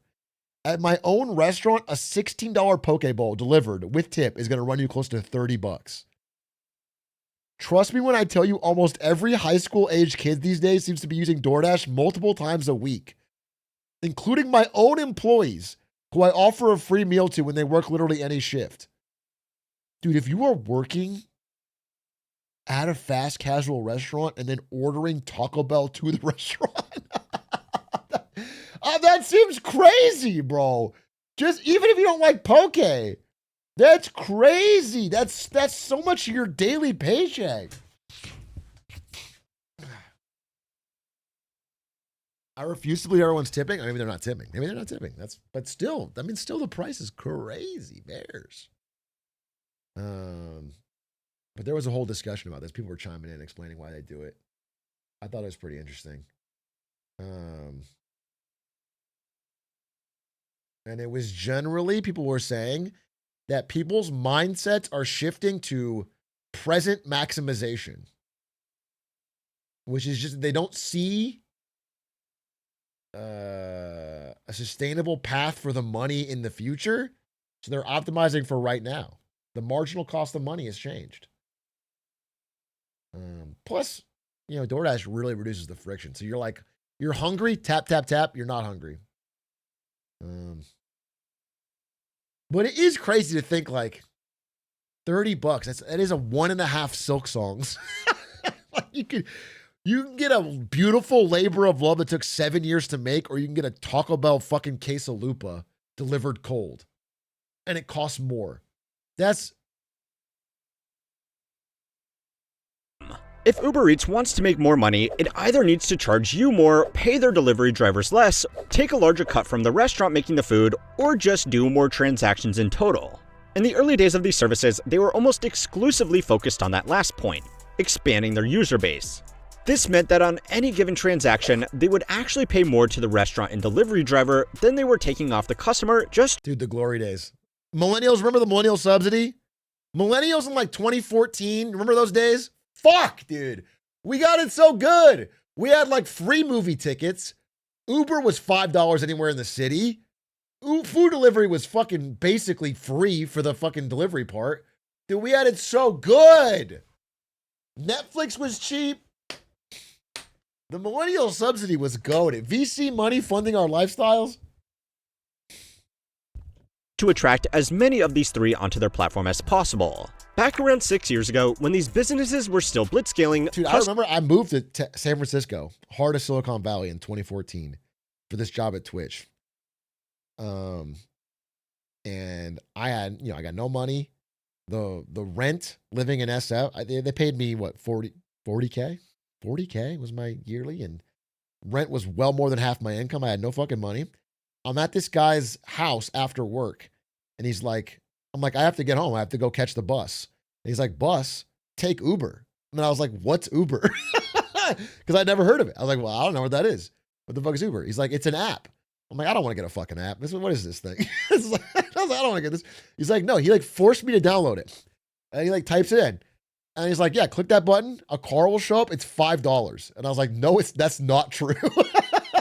I was like, what's the fucking scam, bro? And in 2014, so I try it, and then it fucking shows up at his house, takes me home, and I was like, damn, that's crazy. I Ubered so much that year. It was so cheap. I didn't have a car. I didn't have a car in SF. I lived that whole time in that city without a car. I Ubered so much. I would do they used to have the Uber pool where you could carpool with somebody. It was like $3.29 to get to work. It was less than the fucking bus. It was crazy, which makes no sense because a bus carries like 50 people. Yeah, that was unreal, dude. Customers would get subsidized food that was often cheaper than ordering in person, restaurants would get generous revenue splits, and drivers were paid well above minimum wage even after accounting for their hidden costs. But these good times were all financed by burning venture capital dollars. Now, to play devil's advocate again, this is actually not that unusual when building out a marketplace. Customers won't spend money on the app if there are no restaurants to buy from, restaurants won't register on a platform that has no customers, and drivers won't make any money if there is no food to be delivered. Right. So to get things started, the market maker usually does need to sweeten the deal in every direction. Nowadays, their mission has changed from growing the number of transactions to growing how much they make from those transactions. Yeah, we're in the But how squeezing much era. they can push on each participant really depends on how hard they are to replace. All of these groups are still growing, but while total revenue from customers increased by around 35% in the last 2 years, the total number of active gig workers on the platform increased by around 80% over the same time period. This would mean that even if there were no changes in how this revenue was divided up, there is simply less money per driver even without considering inflation.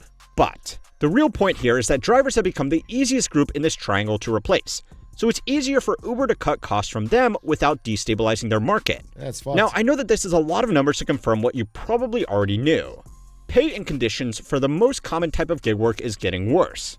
But by understanding these numbers, you can see how this can very quickly become a dangerous feedback loop, especially if these customers can no longer justify spending twice as much on their food to have it hand-delivered across town.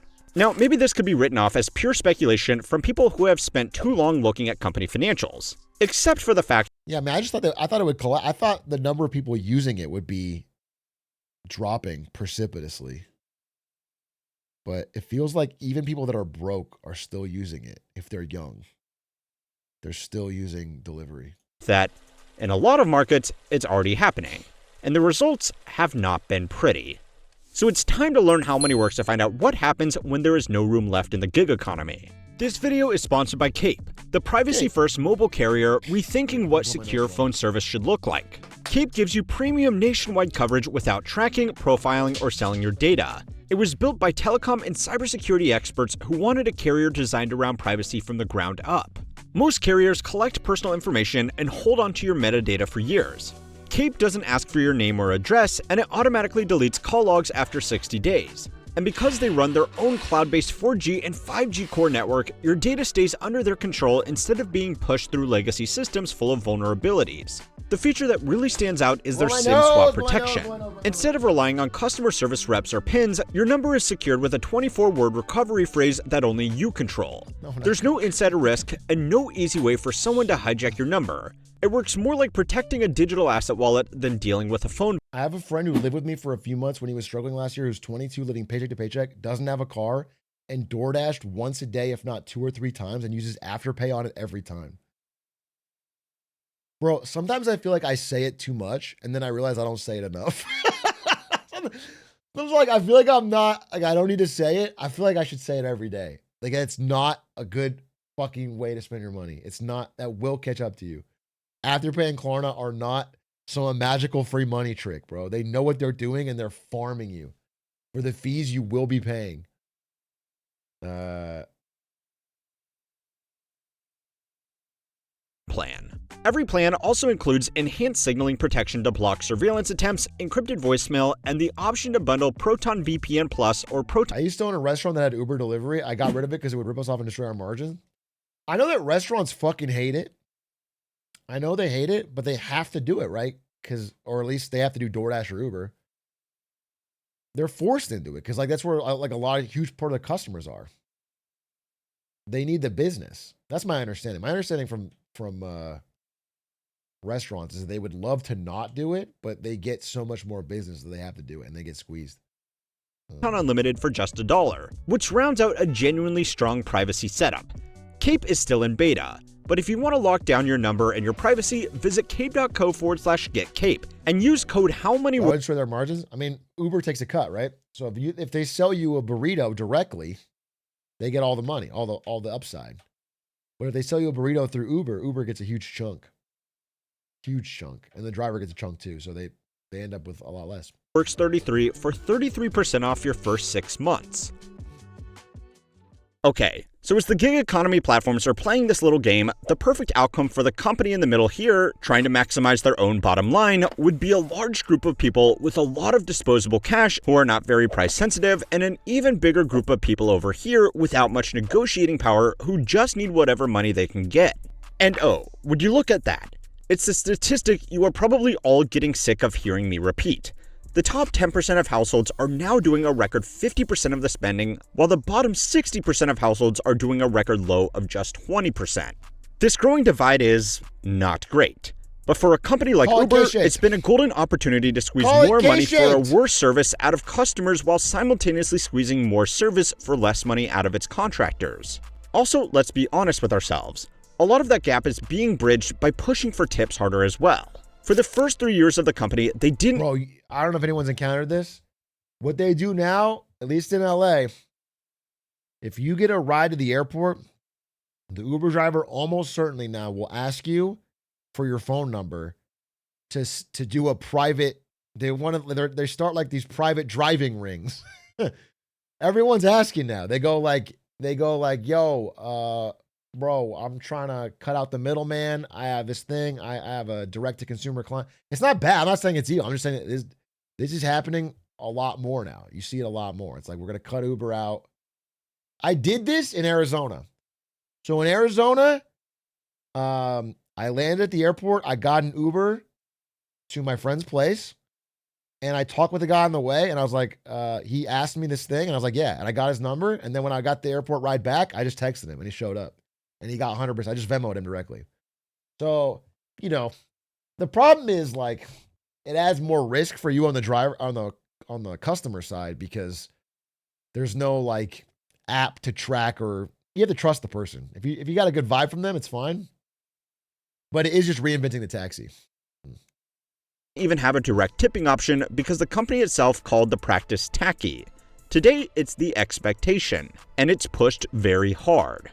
First-hand reports from drivers and restaurants have backed up what the big picture numbers are suggesting. Yeah, I mean, and obviously it's harder for a woman. I'm not just going to say, like, you know, it's easier for a man to be like, yeah, I'm probably safe. Because I told Ari about it, and she's like, what? Why are you doing that? And I was like, I don't know. The guy seemed cool. His vibe was chill. And he was a chiller. And he took me to the airport. It was no problem. I totally get that. It's like there's a safety issue. But it is cool because, you know, that dude is making way more on the ride with 0% Uber cut. A lot of locations are doing record volumes of deliveries, but individual drivers are finding it increasingly hard to find consistent deliveries or rides, which means they can spend hours a day just waiting for an opportunity to work.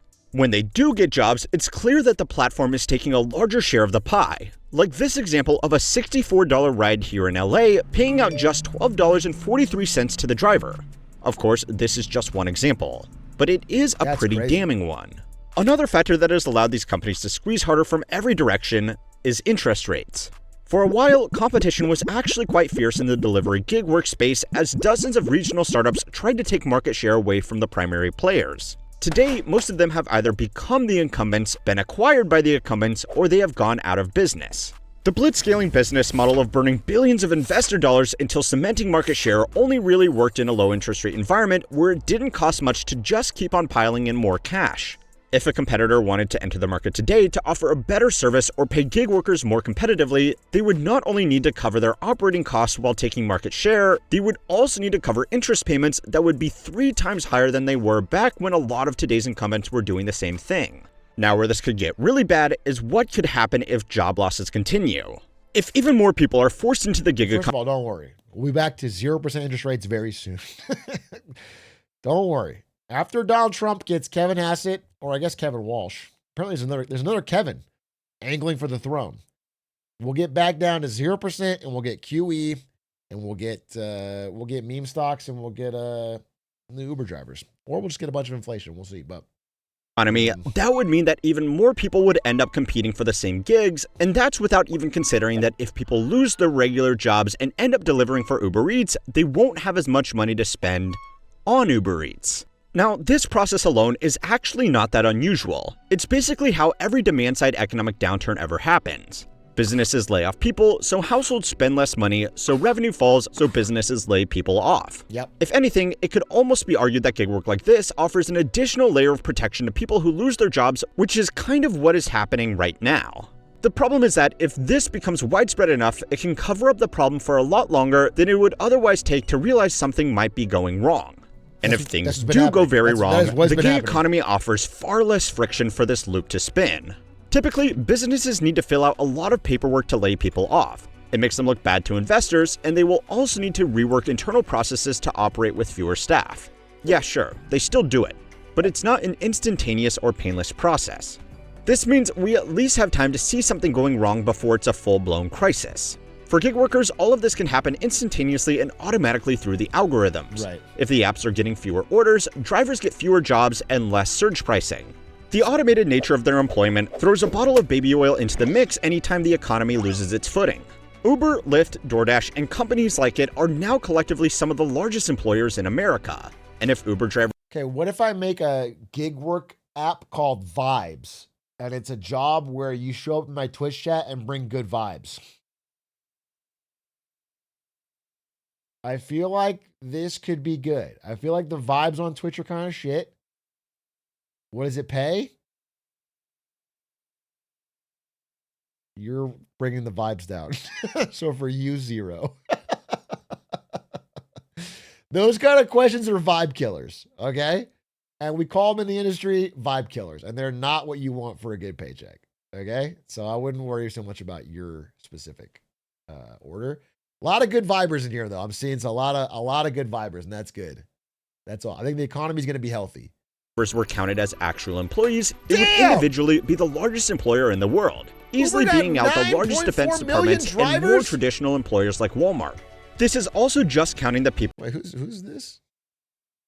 Is this the Chinese Communist Party in general? What is this? The State Bank of China or something? The Indian Ministry of Defense? What if we turned Uber drivers into a military force like Fast and the Furious? It would be the single largest army in the world. We could conquer it. This could be, we just got to change it from Teslas into Hummers or tanks. Uber tank. Our military can't recruit. So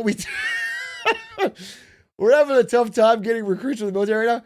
If we pivot it to a fucking Blackwater gig work app where you can drive an Uber tank pool, you can sign up to be a different job in the tank. Holy shit. What if we gig work an entire army? And every general has to individually call in.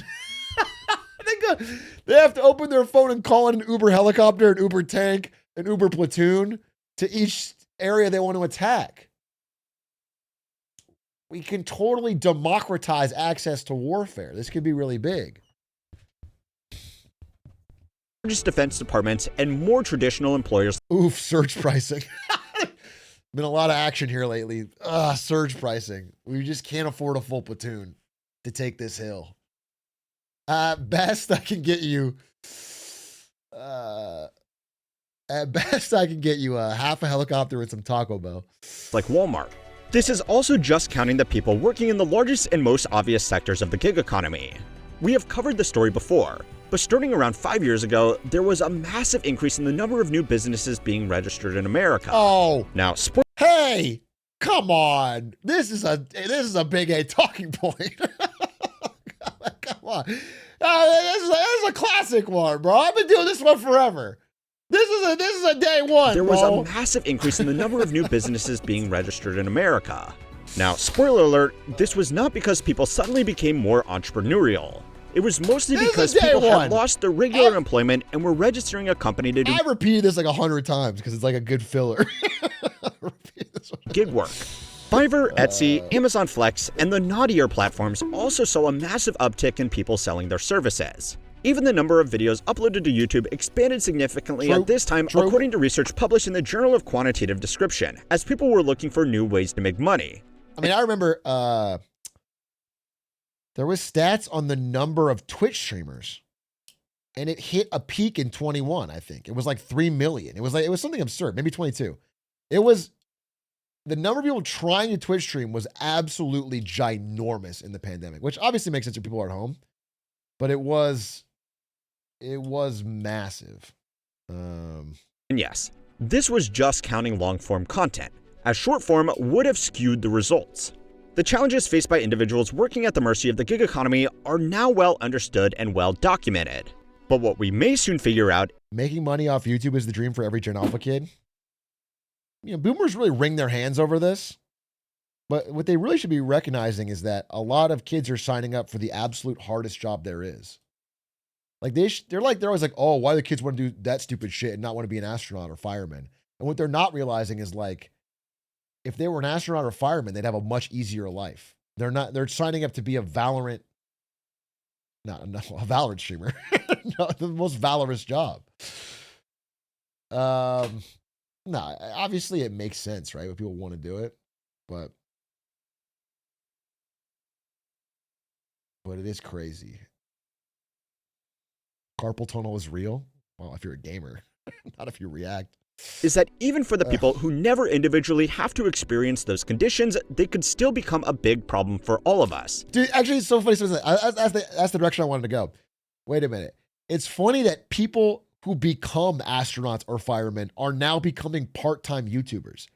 There's like this huge fucking wave of employed people who are part-time YouTubers or TikTokers about their job. The number of like, I'm a chef TikTokers or it's wild. It's like, I'm someone who did this, by the way, while I was at NVIDIA. Literally, it was me. I'm not above it or it's like such a trend that we're seeing. Is like people turning their day job into content for their night job. Chef reacts to Gordon Ramsay. Yeah, like Raytheon engineer reacts to real missile launch. Fucking doctor reacts to person dying. It's just crazy. Mafia hitman reacts to Atrioc playing Hitman. This is all real. In fact, it's kind of already happened. China's gig economy might represent a glimpse into our own future, and that future is bleak. As a result of various factors, like headwinds from the real estate and financial industries, as well as a glut in recent graduates, the youth unemployment rate in China got so bad that the government simply stopped posting that data. Yep. Yeah. 2 years ago, when they did this, we were actually in a position to judge them for it. But anyway, these young workers with few other options have flooded into the gig economy, completely oversupplying the system with drivers. Today, according to estimates from The Economist, compiled from available company financials... I got something I want to say. Wait, hold up.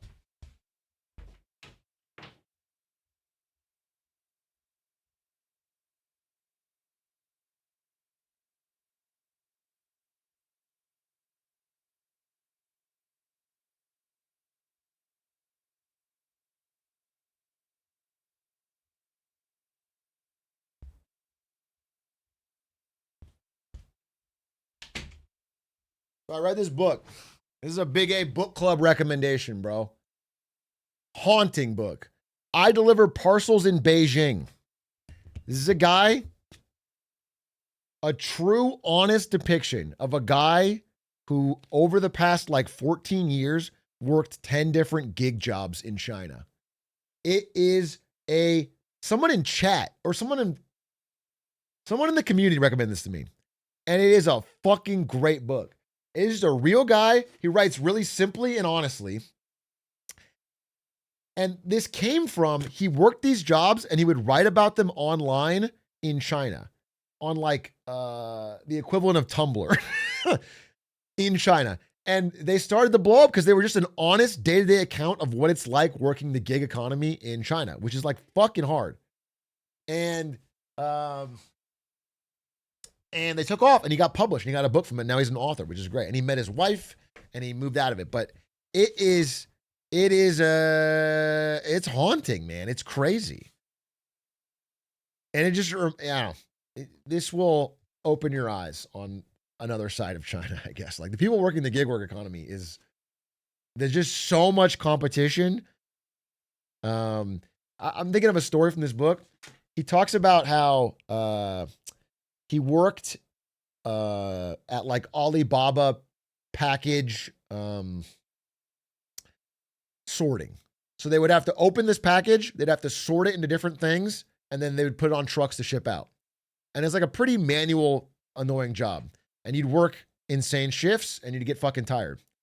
And he talked about how anyone can apply for the job and show up and then give them a 2-day unpaid trial to make sure they were even qualified. And he's like, it's illegal, but nobody does anything about it.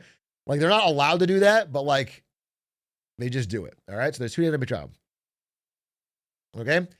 And during that trial, you're sorted into groups of 4 and you work as a team to get a certain number of packages unpacked and sorted.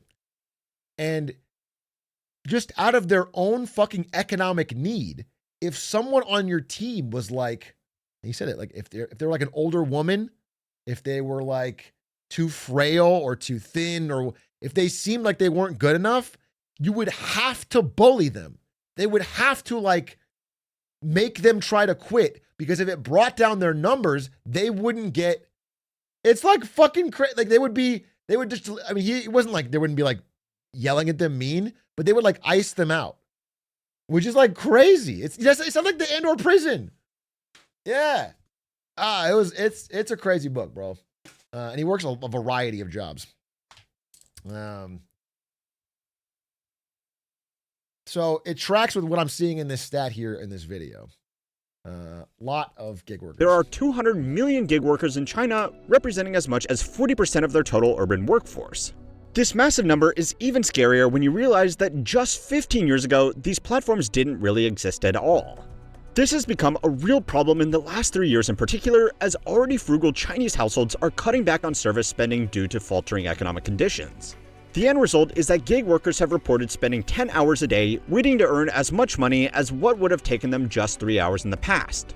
Large groups of brightly colored riders waiting outside shopping malls have become a very visible sign of bigger issues impacting average people in an economy that, by the headline numbers, still looks like it's doing very well.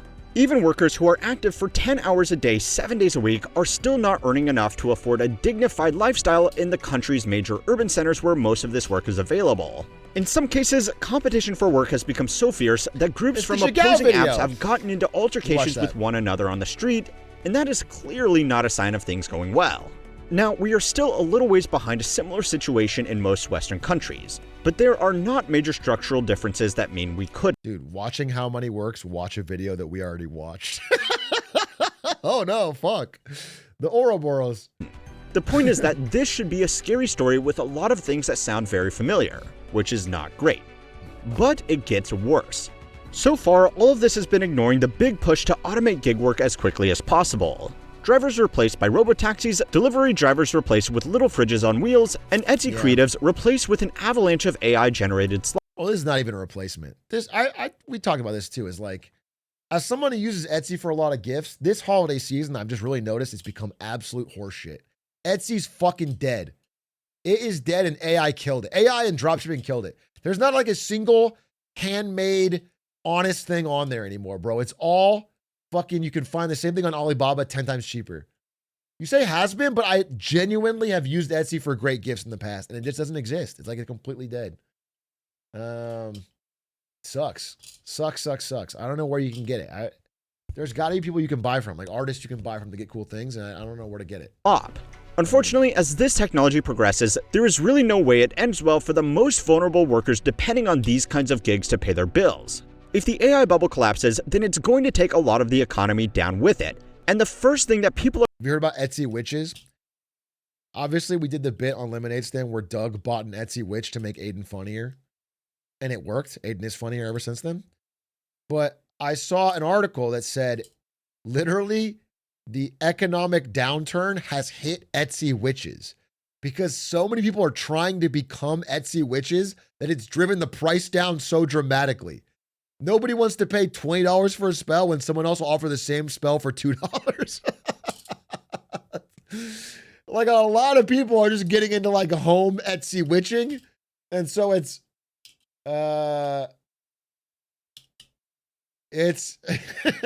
wild. So you can really get a lot of curses if you want done. Yeah. We're going to sacrifice our expensive Uber Eats orders. If the AI bubble doesn't collapse, it will most likely be because the technology gets to a point where it is completely able to replace workers in labor-heavy industries, like food delivery. No matter which way this all goes, it's probably not going to end well for people who are already not doing well. Now, I will actually be making an entire video next week about this dismal endgame, so make sure to subscribe for that. But shameless plug aside, the point is that these platforms know the best way to get the most out of this game is to remove this piece entirely and just hope it doesn't take this one out with it. It's a dangerous gambit that might not pay off, but even if it doesn't, it won't really matter. Go and watch this video next to find. I mean, it'll matter. It'll matter. We don't know exactly when, but it'll matter. But good video. Thanks again, How Money Works. Another banger video. Really enjoyed it. And very, very interesting. Wait, what is this?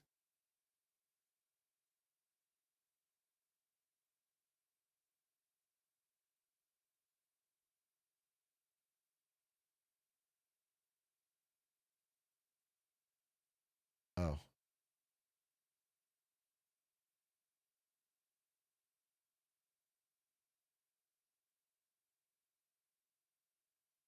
Sorry. Someone messaged me. I thought okay.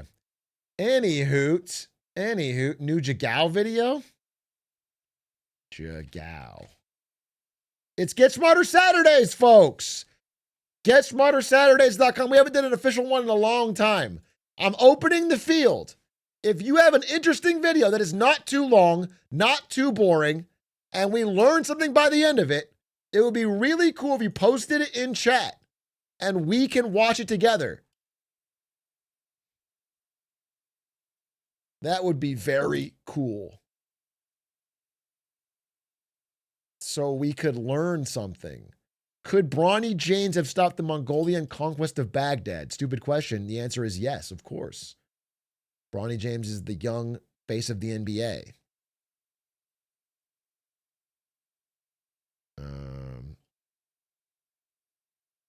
We watched this one. It was good.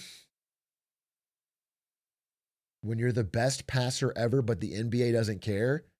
This is the video I think of myself when I'm playing basketball on Sundays and no one gives me the ball. This is how I feel. They don't pass the rock to me. Post it up. Perfect positioning.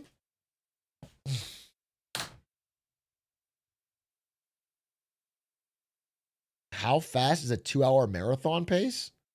Bro, Age is trying to get me to run a marathon. It's the year of health, not the year of insanity. I'm not doing the fucking marathon. The national villain of China. That sounds interesting. I gotta be honest with you. The national villain of China. Villain spelled wrong. Isn't it IAN or am I dumb? Am I dumb? It's AIN? It's villain? Oh boy. Well, now we have to watch it, right? We owe it. We owe it to him. Like Villain Maxwell?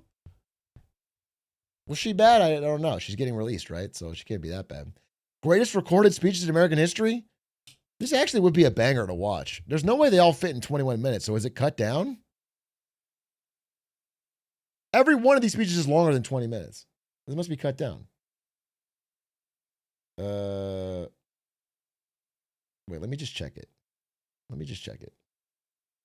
This would be fun to watch. Just the GOAT speeches, even if we don't do it today.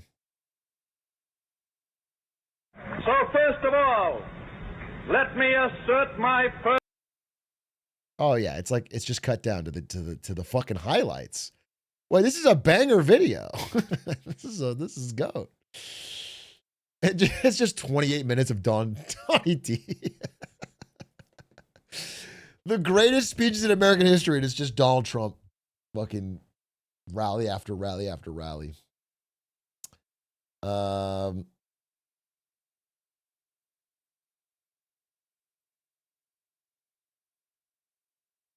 Okay, fuck it. Let's watch this video. The spelled correctly villain of China, the national villain of China. Ladies and gentlemen, my esteemed guests, today I've gathered you all here because I believe after weeks and weeks of filler episodes, a main China law Wikipedia certified is back in our hands. Netizens act like I'm so... They're making me sound so evil. I'm actually a really good girl. What y'all know about Guo Meimei? On the surface level, some could say, as Cardi B would gracefully put it, face bomb, ass tight, racks stack up to shag height. Now, just last week, an account called Guo Meimei Fighting had Weibo hot searches by the balls. Not because of the thirst traps or the Tiffany blue Rolls Royce, it's because from the moment she existed until now, where scandal after scandal after scandal, her account was finally banned, trending as we speak. Okay, wait, so she's famous, she's rich. She had a 2011 scandal with the Chinese Red Cross. They don't say what? She was jailed for running an illegal casino? And she had an illegal diet food case. Okay, so she's like kind of a hustler, low key. I mean, you wouldn't even say she's kind of a girl, but she's kind of like out there hustling. She's kind of like got a lot of fingers, a lot of pies. She's trying to make shit happen. She's trying to chase that paper. Netizens on scene weren't too kind. Considering what she's done over the years, her account should have been blocked long ago. The originator of flaunting wealth, dubbed by Xiaohongshu Red Note. Hey, you know it's legit when Red Note, when a late-stage capitalism's proudest update, hands out that title, huh? That's like if YouTube Shorts handed me the title Most Brain-Rotted Person of the Year. You know my slop is certified. But flexing, huh? What could go wrong flexing? I mean, unless you're on the losing end of the band for band getting clowned on, I think it's fair game. Well, if that's what you think. Do I have a surprise for you? I'ma take you to May 2011, where 20-year-old Guo Meimei finally became Weibo verified. But then what came along with this verification status was a bio description in bold text, and it says, Commercial General Manager of the Red Cross Society of China. Ma'am, I believe there's a conflict of interest in your business. And of course, along with this status, Guo Meimei then continued her flexing throughout Weibo, wearing this status, and as a result, she began to garnish more and more attention as you— There's no way at 21 she's got all these cars. There's a conflict of interest in your business, and of course, along with this status, Guo Meimei then— This has got to be fake. It's all fake, right? She's got to be faking it, I assume. I mean, we're going to find out, but there's no way. She said, I'm not saying the Red Cross money, but maybe she's rich family, but this is like, this is absurd. This is continued like her flexing throughout Weibo, Chinese wearing this status, and as a result, she began to garnish more and more attention, as you can probably imagine. Netizens were like, okay, you cannot be like, we're the ones who make it brighter days, so let's all start giving, and I did 15 on my check-ins, bigger Louboutins when I'm stepping in the same chorus. Like, what are you trying to— Oh, I know, this is the tax fraud speed run challenge, Fan Bingbing special. Then as the behavior continued, people quickly noticed something curious on her friends list, an account called Guo Changjiang RC. Why is that significant? Okay. Well, it's because Guo Changjiang happened to be the vice chairman of the China Red Cross at the time. I mean, the RC in his handle stood for Red Cross. And a connection like that all of a sudden started making sense at the time because, well, they both have the last name Guo, so maybe they're father and daughter, or maybe it's the hey daddy and two people turn around type of situation. I don't know, like that was the speculation. But then as the rumors got wilder and wilder, the organization itself was soon brought to the forefront of this scandal, and the public, rightfully so, demanded an answer. And the question at hand is my donation money going to your sugar baby's Maserati Gran Turismo? The skepticism got so bad that nobody was donating. Literally. Now, along the same time period, the unemployed also stumbled upon a new piece of evidence. It's crucial, this one. It blew up instantly. Where they firstly discovered the existence of a subsidiary under the Red Cross called Atrioc Group, and secondly claimed that Guo Meimei was involved in a transactional relationship with the chairman of Atrioc Group, Mr. Chu. And thirdly, it was through Mr. Chu, Guo Meimei supposedly became a stakeholder within the Red Cross, hence giving her that status of commercial general manager. So that's two fine leads primer than Beijing's real estate right here, right now. Okay. So let's address them one by one. Now, on Red Cross's end, Mr. Ding, the director of the Policy and Regulations Department of Red Cross Society of China, along with Guo Changjiang, the alleged godfather, the VP of Red Cross, both stood out to address the claims collectively that, firstly, we don't know who Guo Meimei is or why. Bro, this is internet pace. This is internet pace, bro. All right, I gotta keep up. I gotta make sure I'm following. She drew this association, and secondly, there is no such thing as that department in Red Cross, so there's definitely no general manager of that status either. So it's just not real. Wait a minute. And thirdly, the most important part, Guo Changjiang addresses the claims directly by saying, I don't even have a daughter, so I don't know where all this is coming from. Then on Atrioc, the subsidiary of Red Cross's end, in an interview conducted with Mr. Chu, he claims, oh, I don't know nothing about no Guo Meimei or Guo Meiling, matter of fact. That was her other name. Nobody like that has ever worked in my organization. Okay, so then what the hell's going on? Who's capping? I need a name, somebody. I'm gonna tell you, the truth of the matter is, nobody was capping. In order to solve this mystery, allow me to present the logistics chain of Red Cross. Trust me, it's worth it. This is Red Cross, the organization with the scandal at hand, a non-for-profit, right? Now, towards the bottom of the Red Cross, we have a for-profit department. Now, it's not called Commercial Red Cross, but it is a business department. Now, that department is connected with Tianliu and Mr. Chu's company. The people were right, but I want you to forget about this company, because this Red Cross business department is also in another business partnership with a company called Wangding Market Consultation. Why? Why have a for-profit version of the Red Cross at all? This is like fucking OpenAI, where it's a non-profit dedicated to protecting the world from AGI. But right underneath it is a for-profit that has all the control. Like, what the fuck's the point, dude? They have a joint project with another company, Zhonghongboai. Now, Guo Meimei is in a transactional relationship with the guy who owns the company responsible for that project. The Red Cross's subsidiary's client's sugar baby. Boom, mystery solved. Okay. So for her to put the title Commercial General Manager of Red Cross, that's like saying, I help write a love letter for my best friend to his crush, so when he gets married, I get to f his wife. I don't know, bit of a stretch, but that's how the confusion got started.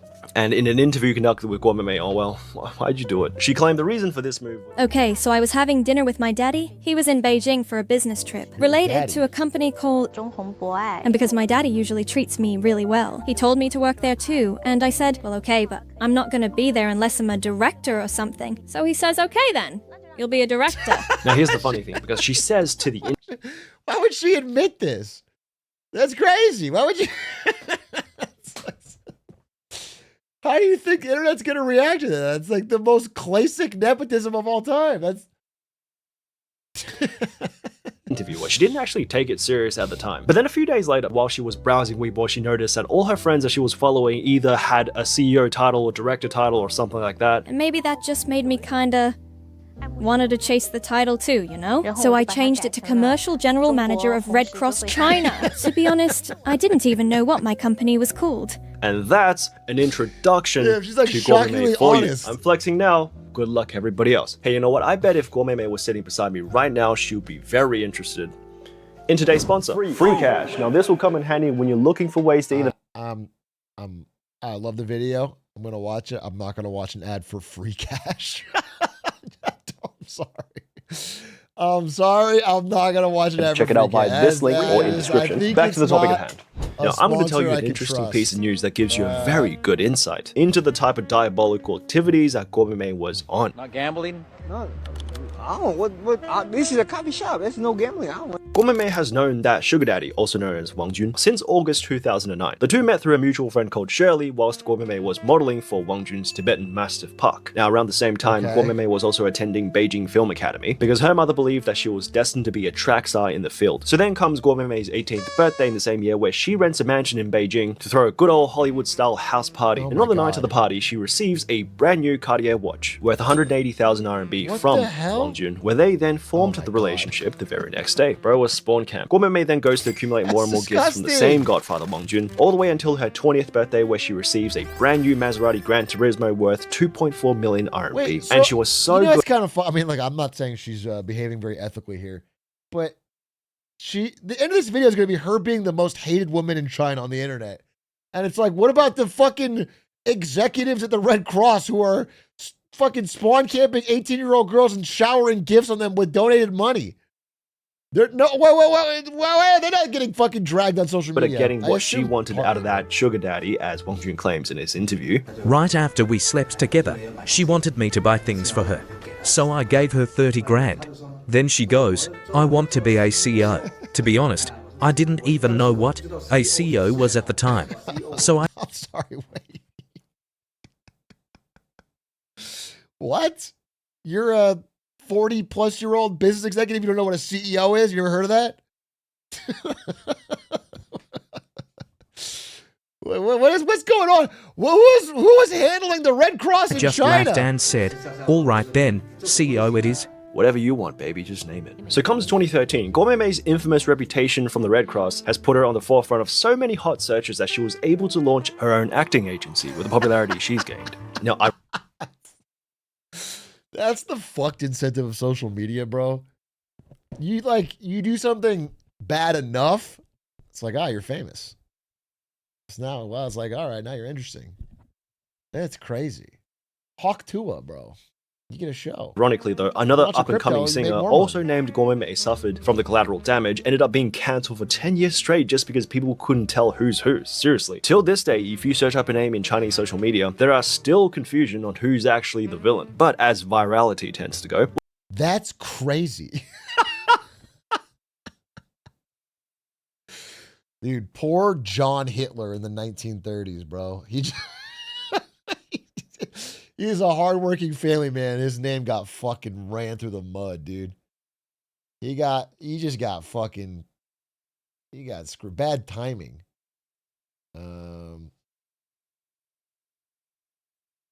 That's crazy. That's like we talked about it on worst products or whatever, but there was a very popular weight loss company called AIDS. They were like very successful, and then AIDS, the disease, came along in the 80s and just fucking ruined them.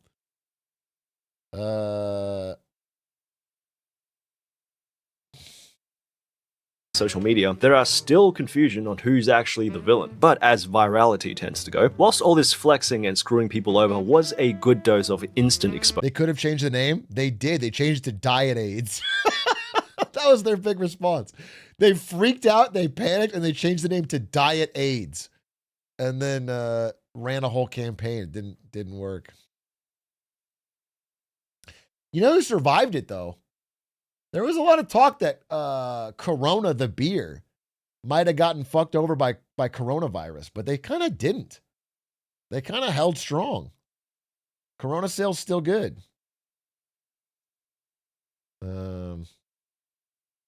She was nowhere near the top of the leaderboard. I mean, how much more virality do we need to fill this gap between her and an A-lister? Well, modern problems require modern solutions. Guomei's done the maths, and she says we're one national scandal away. This is a coffee shop. There's no gambling. Comes April 2014, a piece of news began to trend virally in China. I'm talking trend.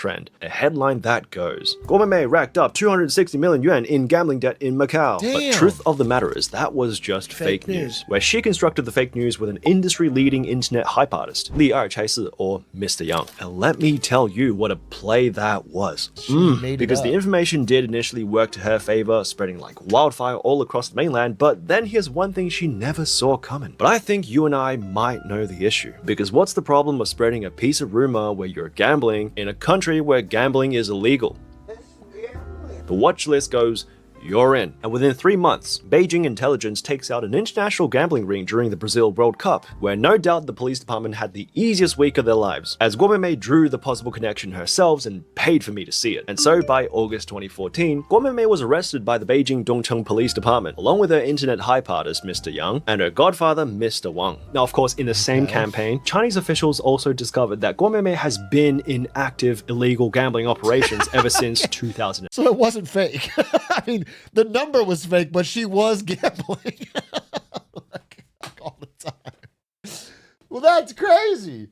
Don't do a big fake gambling story only to draw attention to your actual gambling. 10. Hey, Mr. Wang. How'd you feel that your sugar baby thought it'd be a good idea to pay somebody to spread the news that she was gambling? That's illegal. In which Wang Jun quotes in custody that, I've never seen a more greedy person than her in the whole world. She'll literally do anything to be famous, anything to be rich. I mean, she knows how to pick men. As soon as she finds something she wants, she'll get there step by step. Like, I want this, I want that. My God, she's like a demon. I'm scared to...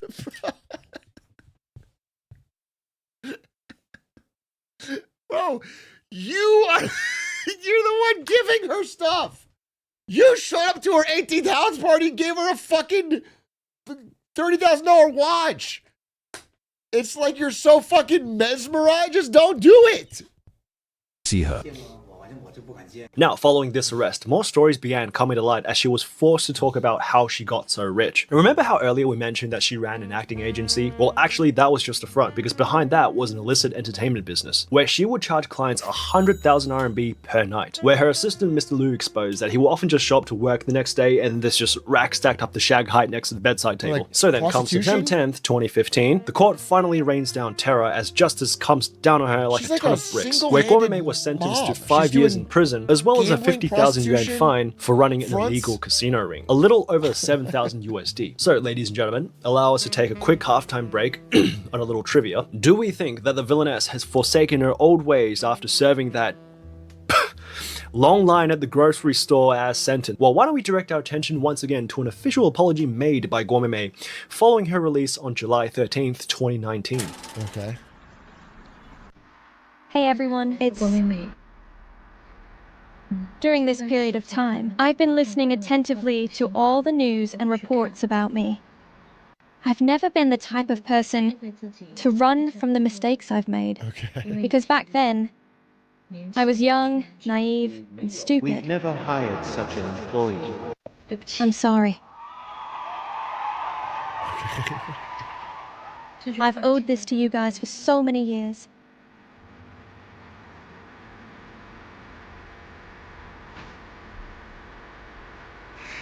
How long was this Now sentence? I am someone cheerful, positive, with a dream. I hope everybody can accept me again. Thank you. 5 years? 5 years in prison? But I have to be honest and tell you that life after prison for our Guo Meimei was an interesting period of transition time. Because after that apology goes public, Guo Meimei immediately rebranded herself, first changing her username on Weibo from Guo Meimei Baby to Guo Meimei Fighting. I knew you could change, my queen. Now this of course was to add positive energy to her PR image, which was a favored PR move of that time in line with the policy. On top of all that, Guo Meimei also switched up on her day ones, closing down her loyalist fan base that stuck with her through thick and thin. Because I can't have you goons lying around talking all this shit online no more when I'm going the positive energy hustler queen persona. She even ran a charity event for real this time, bringing joy to the children around her. Okay, so far so flexing? good. Oh yeah, the flexing still continued. I mean, if anything, it's just more relatable now because she started flexing the shit I wanted when I was a kid. She started talking shit too, by the way, when some small influencer tried to use her photos for views. Some obscure 18th tier female celebrities. Please stop using photos of yourself with me to gain attention, okay? Those who get blocked by me, don't you have any self-awareness? Disgusting. Yeah, she's back. Hey, you can't take the dog out of the GMM. But then by around 2020, she realized that her popularity is declining once again. And I mean, without any controversy around her, she wasn't really that entertaining, to be honest. She even attempted to live stream with no relative success. Tried to run an online business but was shut down by COVID. Okay, that one's not on her. But overall, things are clear that she wasn't too good at chasing the bag the good old-fashioned honest way. And, you know, Guo Meimei being herself, seeing that something needed to happen in order for her to return to her prime status, it was time to do the old reliable. Comes March same year, trouble returns in double, as she makes this gay-baiting post. So on the 3rd of March, I am a clingy little devil. I can't be apart from you even 1 second when we're in love. I wish I can be glued to you all the time. Romance. Now this post was made following a speculation that prison had actually turned her gay, and dating rumors began to spread about her and a female prison guard, so obviously she picked up on that. And so following this small traction boost, she then began spreading another much bigger rumor to follow up on this small. You know, I've seen other influencers do a similar thing when they're searching for clout. A couple friends of mine, they do things like fucking lock themselves in a room and play Dark Souls, and just feels like it's kind of desperate. You know, it's like it just feels very like interesting. You know, it's very interesting.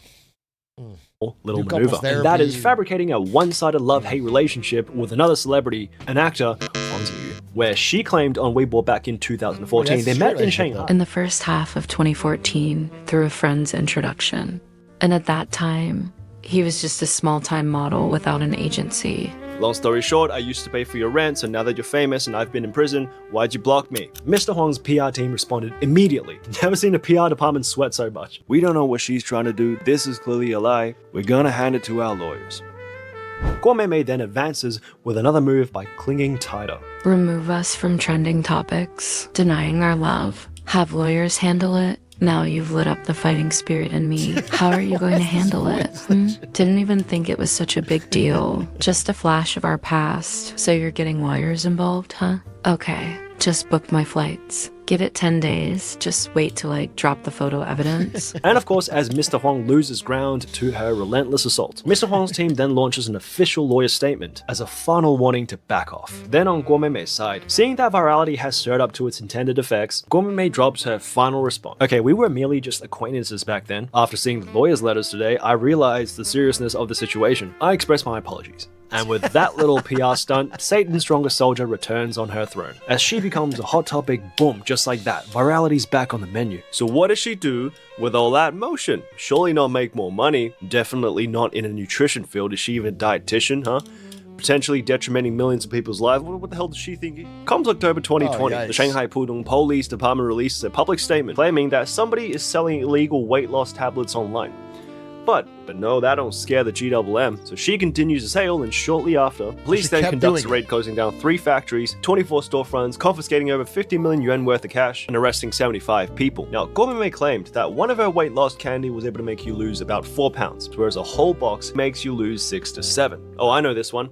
False advertising, that's why she's done it. Wrong, it's not because of the false advertising, the pills did work. What was illegal, however, see, says right here on the police statement, was the pills itself. Contain a compound called sibutramine. It's worse if they work. If you're eating some candy that's making you lose 4 pounds or 6, 7, then it's like, it's gotta have some fucking wild shit in there. Since 2010. Hey, what are you doing in there? False advertising again?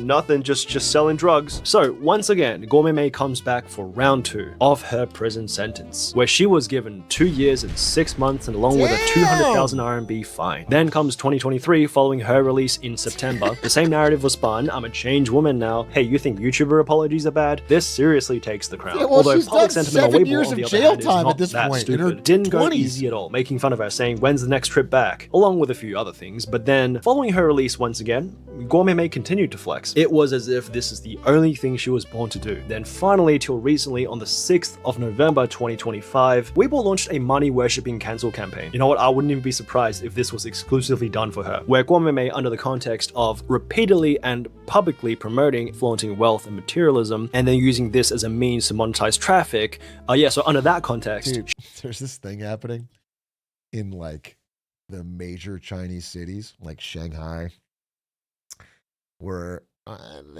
this is what I heard, right? This is from a Chinese citizen, so I'm what's TBD.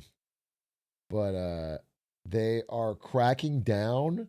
There's like a huge surge in micro dramas made for women about a super rich CEO like falling in love and marrying with a regular girl. And it's apparently, Chinese government is trying to discourage it and crack down on it because they think it's causing problems in the social dating market. because people are looking for a level of wealth and materialism that they can't get. It's like 50 Shades. It's the same. It's like a 50 Shades or a lot of romantasy. But these are really popular micro dramas. And they all have the same basic story, which is like some super rich dude meets someone at the cafe or whatever, at the job, and they're trying to crack down on it. So very funny. Ties in with this story. She has finally been the last post we ever saw in true Guo Meimei fashion was this Rolls Royce in Tiffany blue. Now that's what I call flexing. Do you know the word godfather in Chinese, 干爹, is used as a double meaning now because of her, where it could either mean my sugar daddy or my actual godfather. Ain't that crazy? That's the end? Man, that's edited so Gen Z. But I thought it was interesting. Very interesting. So her story's still ongoing. She's out of jail. She's flexing again. She's setting up for the next, what she's got next. She's banned from social media. She'll be back. Hustlers find a way.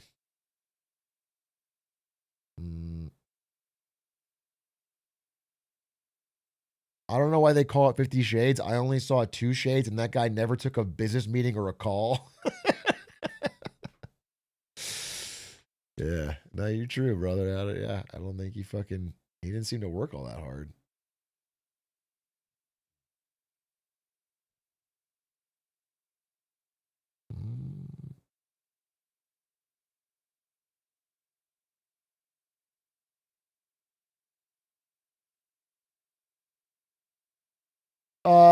Get Smarter Saturdays continues. Drop your link for an interesting video for chat to watch together. Let me change my Get Smarter Saturdays. Obama. That's fucking sick. That's fucking sick. The nerdy millennials who created a $23.5 billion gambling website. The story behind stake.com. Could be interesting. Could be interesting. Why the Knight is secretly Karl Marx. Doesn't really seem that interesting.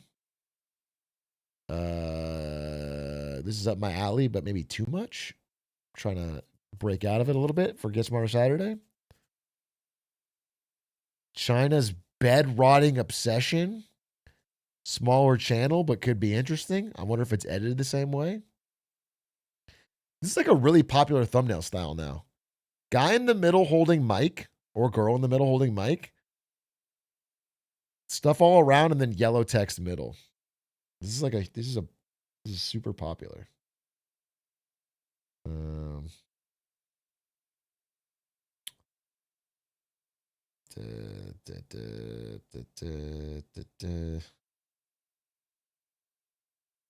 Meta update? Yeah, I mean, I still have face to the side, one key frame subject. But it's now like a lot. The person I first saw do this a lot was what's her name? What's her name?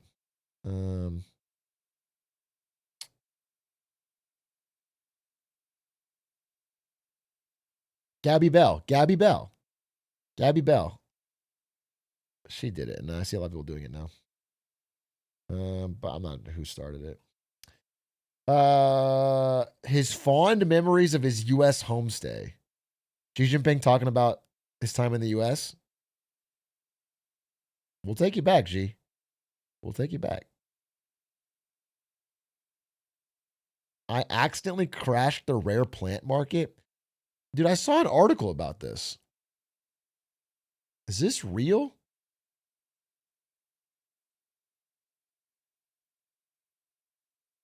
Two months ago, I purchased this plant for $125, and I cloned it from a leaf sample using a process called tissue culture. It's 60 days later, and I currently have 50 clones of that plant that I started with. That's over $6,000 worth of plants, all in exchange for about 2 hours of hands-on work. Plant tissue culture is a process that is simple enough to do at home in your kitchen, and that is a big problem for rare plant collectors because the moment you can mass produce something, it's no longer rare. Today I want to talk about how tissue culture is absolutely destroying the rare plant market and also the role I may or may not have played in its demise. Before we get into it, please remember to like this video and subscribe if you're not. Also, I have a website, plantsandjars.shop, where I sell supplies for doing tissue culture at home. The most popular item for beginners is the Plants and Jars. It's kind of an ad in a way, though, right? Like, here's how you can make $600 in 2 hours. And here's how you can do it on a website. Starter kit, which includes the 5 products that you would use to make tissue culture media, or that whether or not this video is an ad. Like the article I read was like, this is real. Like the rare plant market is like seeing prices fall dramatically. Gel that the plants multiply on. The starter kit comes with digital access to my protocol library, which contains cookbook style recipes for cloning all sorts of different types of plants. I actually cloned that super expensive begonia that I just showed following the plant. POV printing money? I'm skipping the ad.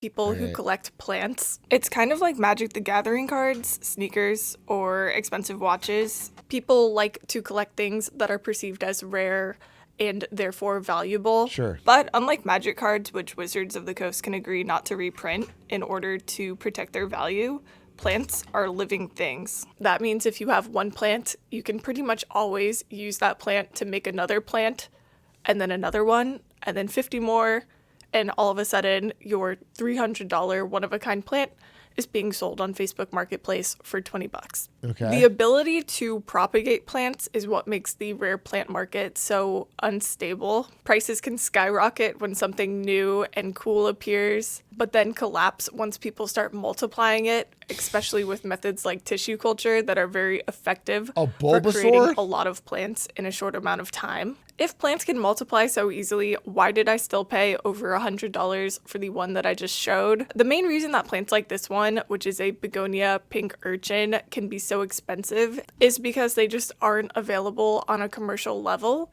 You can't just walk into Home Depot and get one. Okay. You have to go to some random lady's Etsy store and rizz her up before she'll sell it to you. Because only small hobby growers are cultivating these plants, there's a very limited supply, and that allows the growers to pretty much charge whatever they want. I straight up don't know about any of this. It's kind of crazy. They're making custo plants in real life. In my opinion, there are two types of scarcity in the plant economy. Plant economy sounds crazy, but I swear it's a real thing. The first type is natural scarcity. When plants have natural scarcity, it's generally because nature has made them really annoying to deal with. I like to think of these as plants that you would see at a botanical garden, but not at your local plant store. These plants are difficult to grow, they grow really slow, and they sometimes have a very small native range where they come from. Okay. An example of a naturally scarce plant would be the Titan arum, or the corpse flower. It's hard to find seedlings of this plant because they only flower every 10 years. Oh my God. So you can only get seeds every 10 years. Another example would be the elephantippes. It can take decades for this plant to form the cracked codex that it's known for. Plants with natural scarcity tend to be difficult to mass produce because they're difficult to grow in cultivation. Tissue culture is powerful, but it doesn't overcome every limitation. Plants that grow slow also tend to grow slow in vitro. Some have really low multiplication rates, and they often require years of growth after coming out of TC before they can be large enough to sell. The second type of scarcity is artificial scarcity. This category covers most of the plants that you see blowing up on Instagram and TikTok and YouTube. Dude, I heard there was a epidemic of people were using like Sora and stuff to create AI videos of fake plants that don't even exist. And then people were like coming into plant stores and asking for like, can I get this one? Can I get the one that has like the red spots and it looks like it's like that's never existed. That's completely made up. Social media can create demand really fast. And I get the one that has a big chungus on it? And it's like, no, the chungus plant it's not real. And supply will just take longer to catch up to that demand.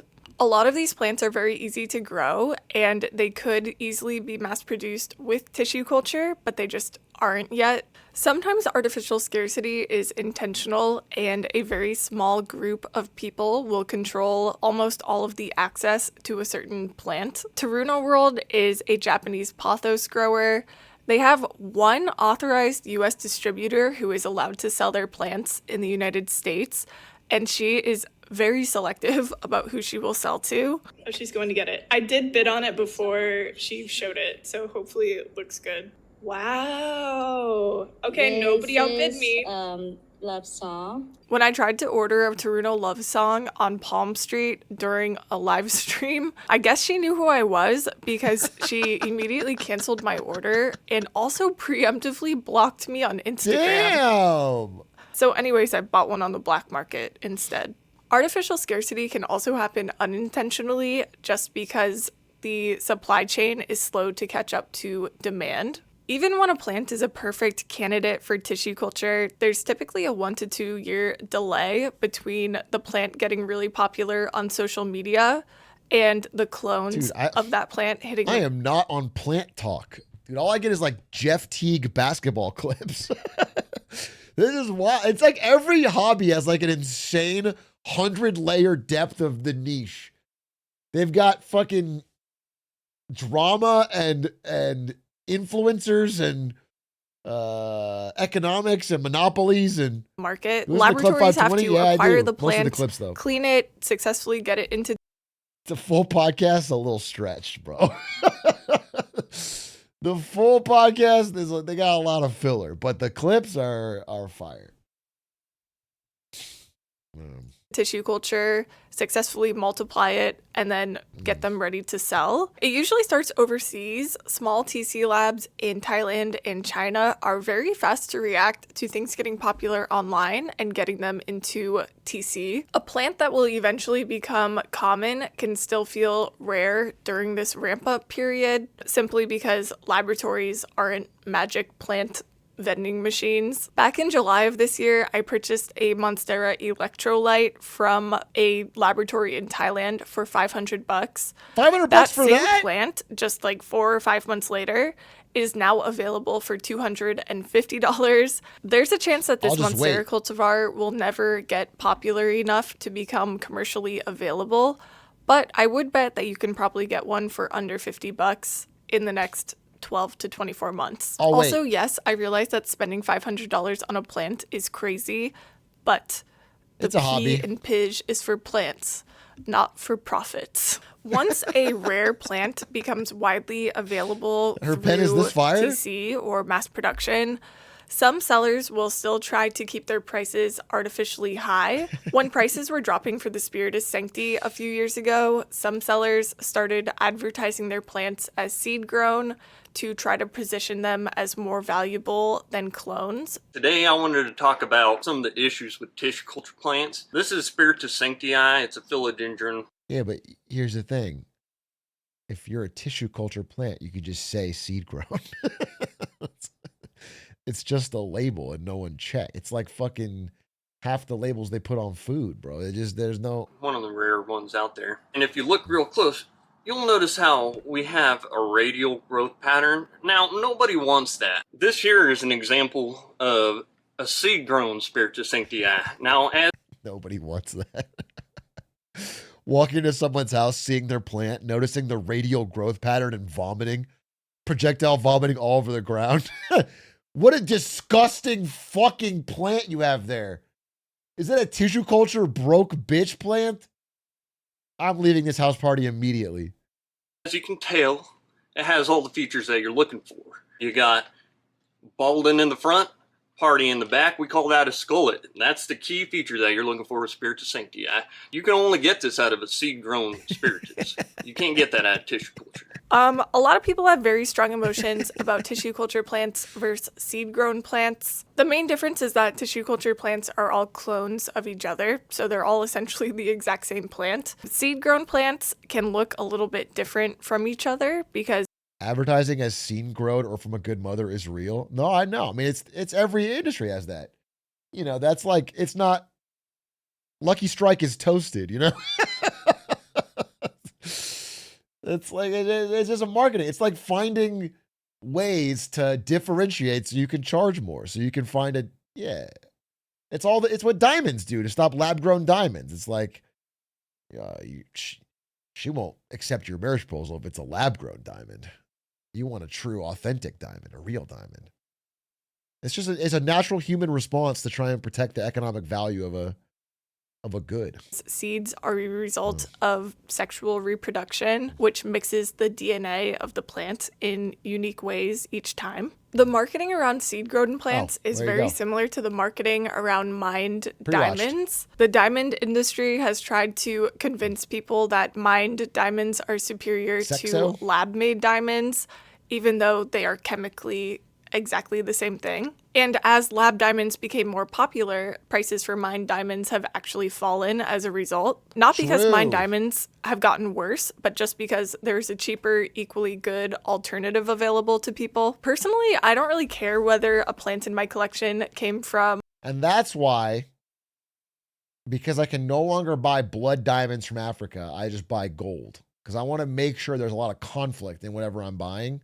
And gold is still, they can't lab grow that. So you can get a lot of conflict. Tissue culture or was grown from seed. Blood gold. It's not something I really think about. When a seller claims that their plants are more valuable because they were seed grown, all I really hear is, please keep paying 2019 prices. I don't want to lower my prices. Yep. But while the Redditors were arguing the semantics of lab grown versus seed grown plants, a whole army of people started doing tissue culture in their basements. Tissue culture is what collapses artificial scarcity the fastest, not just because it's a very effective method for cloning lots and lots of plants and more people are doing it, which is true, but also because more people just know about it and understand it in the first place. Once collectors know which plants could easily be mass-produced with TC, they stop paying rare plant prices for those particular plants. Micropropagation used to kind of have this veil of mystery around it, and I think a lot of that has lifted over the past few years. Not just because of me alone, obviously, but I do think that the tutorials I've made and the community that we've built around tissue culture has played a role in this shift. Just in my Discord server alone, we have over 6,000 people doing tissue culture on tons of different types of plants all over the world. Well, if I saw that in your house, I would think you were 100% a drug dealer. And if you told me it was for your plant hobby tissue culture, I would know what you meant. And I would think, oh shit. I would not think you were actually doing tissue culture on tons of different types of plants all over the world. I'm constantly like blown away by what people are doing and the home setups that they put together. It's really cool. I think that the era of gatekeeping rare plants is over. And if you want to see why you should never pay rare plant prices again, I want to show you what really happened with my begonia experiment. Now, in full transparency, this experiment was such a hot mess. I should have ended up with thousands of plants. I told you at the beginning, I ended up with 50. Out of the 15 jars, which each contained about 5 to 10 explants, only one explant in one jar survived. But from that one little blob of surviving tissue, I ended up with those 50 plants. And those 50 plants could easily be turned into dozens of more plants each if I keep multiplying them in TC. My point is that even when you do tissue culture very badly, you can still end up with... It'd be so fucking cool if you could get a black lotus and like leave it in the dark in some soil and then it sprouts a second black lotus.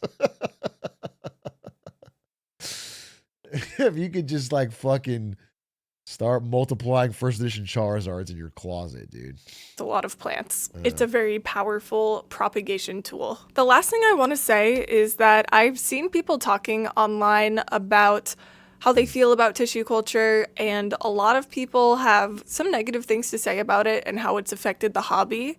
So my question for you guys in the comments is, has tissue culture ruined the magic of collecting for you, or do you think it improves the hobby for the better? Again, please remember to like and subscribe, and I will see you guys in the next video. Bye. Very interesting. I mean, I have strong opinions over a culture that I knew nothing about 10 minutes ago.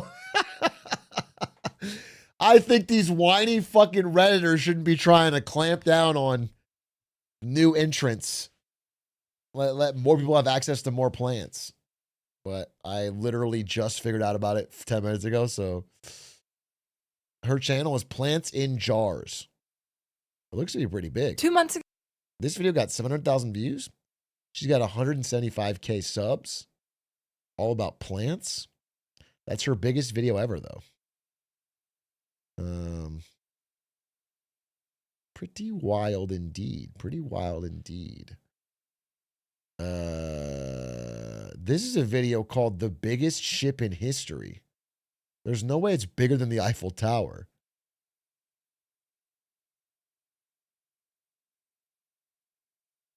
But I almost want to click it. There's just no way it's bigger than the Eiffel Tower. No, it's obviously not. There's no way a ship is bigger than the Eiffel Tower. But why is this thumbnail so compelling? I assume this is that big ship that sunk to the bottom on its first... I mean, let's watch it. Fuck it. This is a Portuguese ship in the late 1300s. And this is a Ming treasure ship. Okay. It has a deck the size of a village, masts that tower above any European sailors. And this ship was just one of a fleet made of hundreds, built by the Ming dynasty to control its neighbors and crush its enemies. Okay. Their size and admiral are legend. That craftsmen could construct boats of this size seems unbelievable, almost a lie. This is the story of how one man, kidnapped and mutilated as a child, conquered the seas in ships the size of buildings. Okay. This is the story of the biggest ship in history. Cool start. And how it all faded into myth.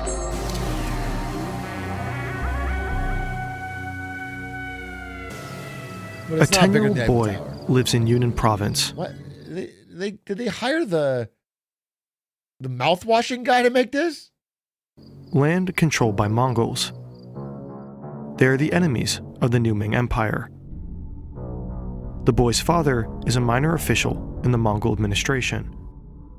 When they come, the boy's father dies. The child walks on a road.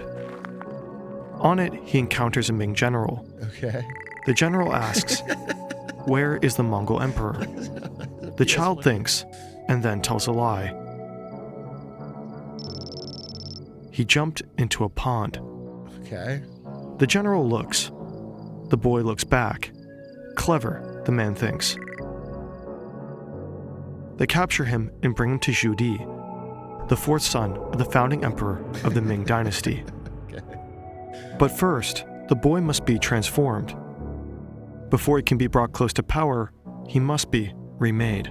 Oh no. The Ming Empire was built on eunuchs. Unlike other imperial Chinese dynasties, the Ming elevated castrated men beyond what any had known. They were seen as trustworthy. They could hold no bloodline, bear no sons. Taken from their homes, stripped of name and flesh alike, they had nothing but what was... Didn't the eunuchs eventually seize all power and then run the fucking dynasty into the ground, and then it led to a big... And they weren't that trustworthy. Given to them by their emperor.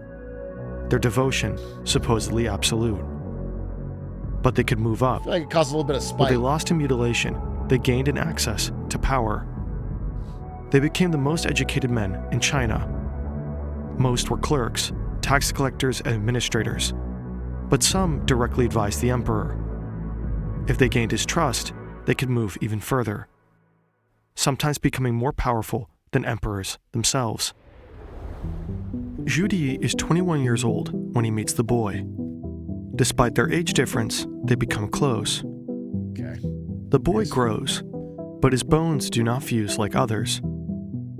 Unable to produce testosterone, his limbs grow long and stretch. While most Ming men stand 5'8", Ma He stands near 7 feet tall. Jesus! His waist rumored to be nearly as big as he was long. This becomes an asset. The early Ming period is unstable, with competing factions and a weak border. The emperor and his family need defenders they can trust. So Ma He fights. Bro, first a soldier. This is 1600s? 7 feet tall in China in the 1600s? You must have fucking towered over everybody. You're like a god king. 1400s? Then an officer. Then Zhu Di's bodyguard. Dude, he put up wilt numbers. They should have started the Chinese NBA. Holy fuck, dude. He would have been... He looked like JoJo. He's made a military commander in Zhu Di's army to fight the Mongols. But his master craves more. In the early days of the Ming Empire, eunuchs were actually kept away from power. Zhu Di's father, the founding emperor, warned against them.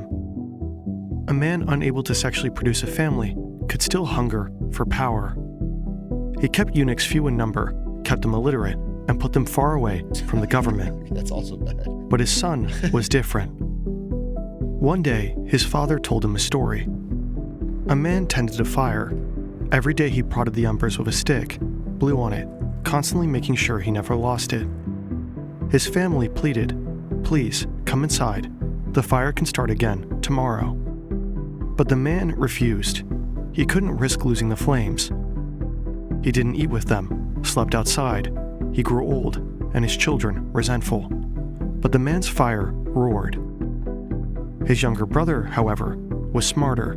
He let the fire die.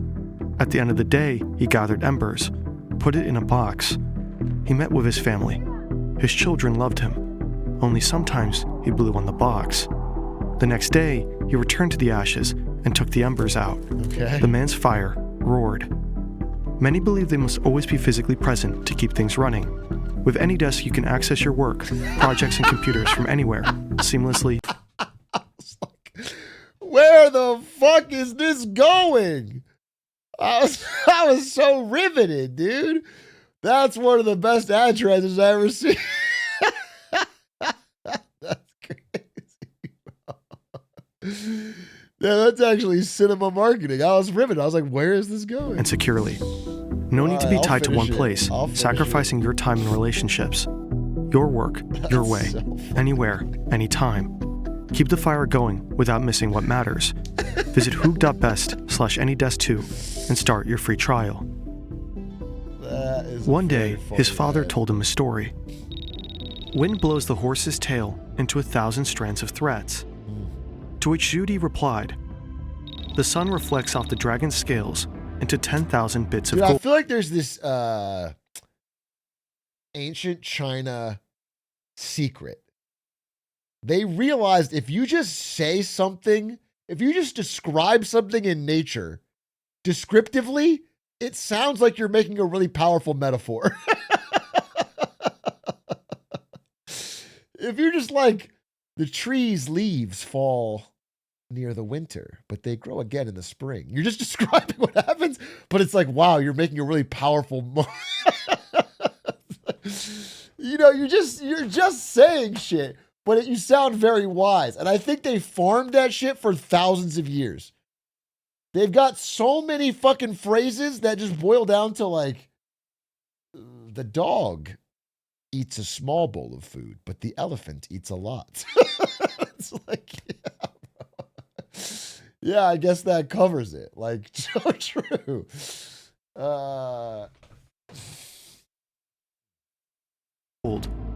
Where others saw obstacles, he saw paths.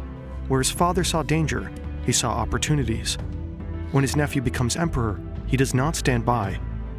He wages a brutal civil war. Breaking from the tradition of his father, he relies on the help of eunuchs. Judy crushes his opponents. Sheesh. He crowns himself emperor, Yanglei, lasting joy. He rewards the eunuchs who had fought for him, purges the officials who had not. Their numbers grow. Eunuch-led agencies, directorates, offices, and bureaus. That's a lot of balls getting cut. They managed his plantations, controlled mines.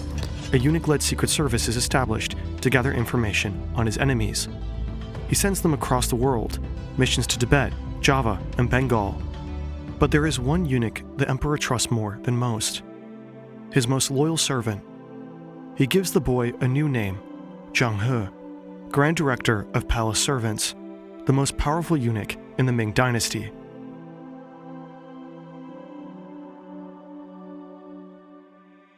Yanglei sits on the dragon throne, restless. Many do not recognize his rule. Neighboring states watch, uncertain. He must win them over.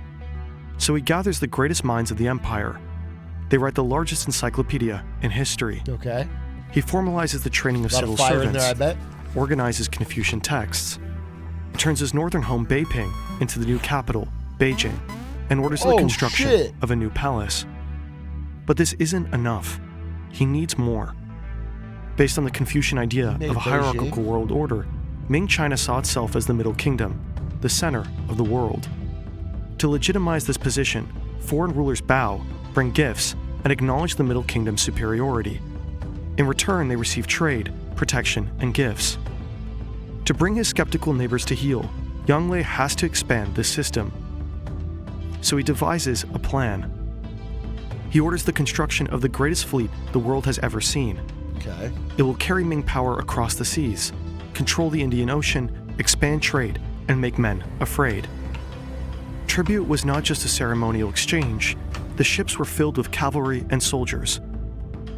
Sounds hella States expensive. are scared into submission. But the emperor could not come himself. To lead his fleet, he needed someone he could trust. So he turns to his old friend. Someone said really biting Britain shit, bro. This is 400 years before Britain did it. I can't. I mean, maybe they're pre-jacking it, but... And finally He said 900 meters tall.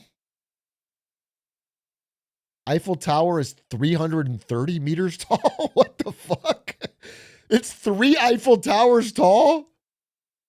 That cannot be real. 900 meters?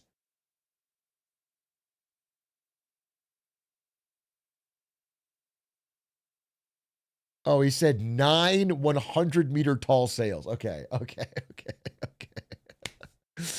Okay.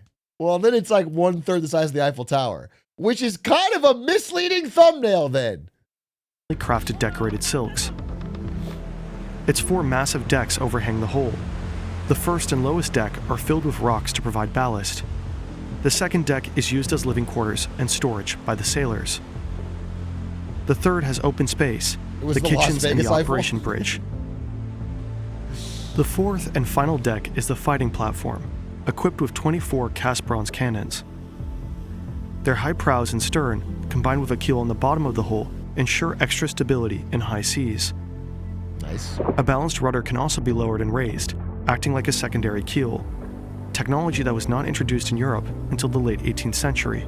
Okay, ahead of the game. Zheng He sails beyond India, stopping along modern-day Malaysia, Indonesia, and Sri Lanka. Such great distances are only made possible by the strong winds of the northeast monsoon. He protects trading routes by defeating the pirate captain, Chen Zui, who terrorized the Strait of Malacca. He sails to Hormuz in modern-day Iran, further still to the eastern coast of Africa, to Kenya. With each visit, he demonstrates the power of the Middle Kingdom. Everywhere he goes, he's met with gifts and the submission of rulers. Okay. He leads the Old World's waves. Military bases arrive on foreign shores. The Middle Kingdom's power expands. This is Pax Ming, the closest Imperial China ever came to becoming a colonial power. Okay. But Judy's plan for Ming domination can't go on forever. What happens? His trust in eunuchs has created enemies. The Confucian civil service resents them. The non-castrated bureaucracy saw the voyages as a purely eunuch-driven spectacle, which reflected the blind spending of their emperor. And then, 1421. Lightning strikes the Forbidden City. The largest hall burns. To Confucians, it's a sign from the heavens. Yang Lei listens. He issues a decree giving his officials the opportunity to criticize him. The bureaucrats denounce his spending, particularly his voyages. That's crazy. He ends shipbuilding, but only temporarily. The criticism of the civil service was only as valuable as his need for them. When the bureaucracy weakened, Yang Lei turned back to his eunuchs and expensive projects. He imprisoned those against his voyages. Reinstated Zheng He. Making a new rule that says everyone's allowed to criticize me, and then 6 months later being like, okay, you're all fucking going to jail for that. I didn't think you'd actually fucking do it. And honestly, I'm a little disappointed. The fleet sails again, but then Yang Lei dies. His eldest son, Hongxi, is crowned. He does not rely on eunuchs to gain the throne. He relies on the civil service to retain it. He declares the voyages a waste of money. All future expeditions are banned. They were probably crazy expensive. The fleet is dismantled. Dude, what a waste. China prepares for the 600th anniversary of Zheng He's first voyage. A replica treasure ship is proposed. But Professor Xin Zhuanu, a shipbuilding expert, has concerns. He knows the replica is structurally unsound. All Chinese ships of the time had a long central spine, the dragon bone, a single timber running the ship's length. But no tree in China was ever tall enough to support a treasure ship of this size. Multiple timbers had to be joined. But Chinese joinery techniques were too weak during the Ming Dynasty. The ship would have snapped. It was fake? The same for the masts. A mast made from multiple timbers would have been too weak to withstand the high winds of the northeast monsoon. For centuries, the fleet's size was accepted as fact. In historical records, the most comprehensive description of this huge fleet comes from a novel written by Lu Miaodong in 1597. He describes a fleet of giants, noting the ship's size and their numbers. They were so large that they had to have been constructed by an immortal god. Bro was just fucking around writing a novel that became historical fact for... Like the height of the Uniculadan, it's possible that the author exaggerated the fleet in order to make the story more impressive 200 years after the voyages. However, the Ming Dynasty also kept a meticulous record of official imperial activity. There are orders sent to the shipyards at Nanjing for the construction of a fleet of 249 vessels. It appears this is referring to the legendary fleet of Zheng He. Although still large, this is far from a fleet of 1,000 ships. Sure. Strangely though, those same records record 63 treasure ships, twice the number described by Luo Maodong. The rest of the fleet was likely composed of smaller ships, comparable in size to regular Chinese vessels of the time. Another point missing from the records is any mention of the wood required to build and maintain these ships. The records contain detailed accounts of many trees felled to build Yonglei's capital of Beijing, but no mention of 6 million trees needed to build his fleet. Damn. This is the largest wooden sailing ship by volume ever built and confirmed to exist. Built 450 years after the Great Treasure Ships, it does not even come close to their massive volume. The longest and only wooden ship to ever match the supposed length of the treasure ship. So I got double clickbaited, because even your fictional super ship was smaller than the Eiffel Tower, and that didn't even exist, and the largest ship is nowhere close. So I'm watching this full video. I got double clickbaited. Was the Wyoming, but its great length caused it to sink, killing all aboard. Oh my God. 19th century shipbuilding couldn't keep such a long ship afloat. In Europe, it wouldn't be possible until the mid-1800s with the introduction of steel hulls. No evidence exists of such a leap in ancient China. Qin and other scholars argue that the ships were likely half of their legendary size. But in 1957, near Nanjing, at the location of the Grand Treasure shipyards of ancient China, a worker excavated a giant timber. It was 11 meters long and must have supported a rudder of immense size. Scholars and shipbuilding experts gather and debate. Some estimate that the ship it belonged to may have been 160 meters long.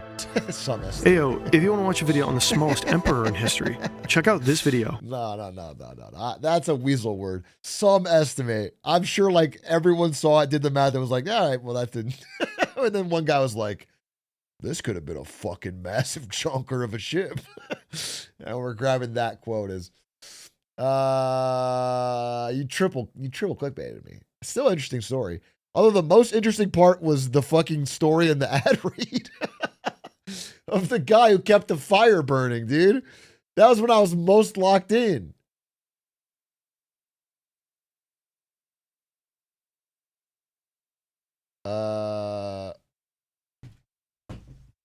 Tequila plant market burst? I was going to end, but... The agave bubble burst?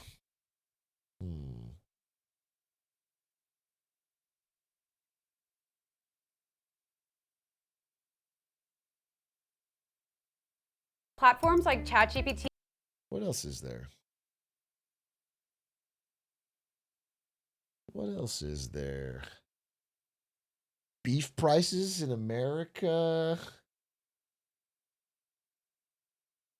The agave bubble burst. I went to Tequila, Mexico to find out why. Oh, there was a clutch ending of Spurs versus Thunder? Wait, I'm going to watch this live. I don't even know who won. Now. No spoilers. This is the first time they've been able to play with Fox. Nice by the Spurs.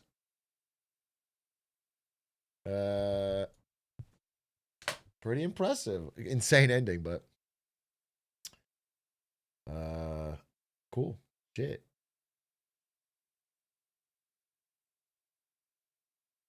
It's crazy they called that final 306 must-see ending from the official NBA account. Bro, that was just foul.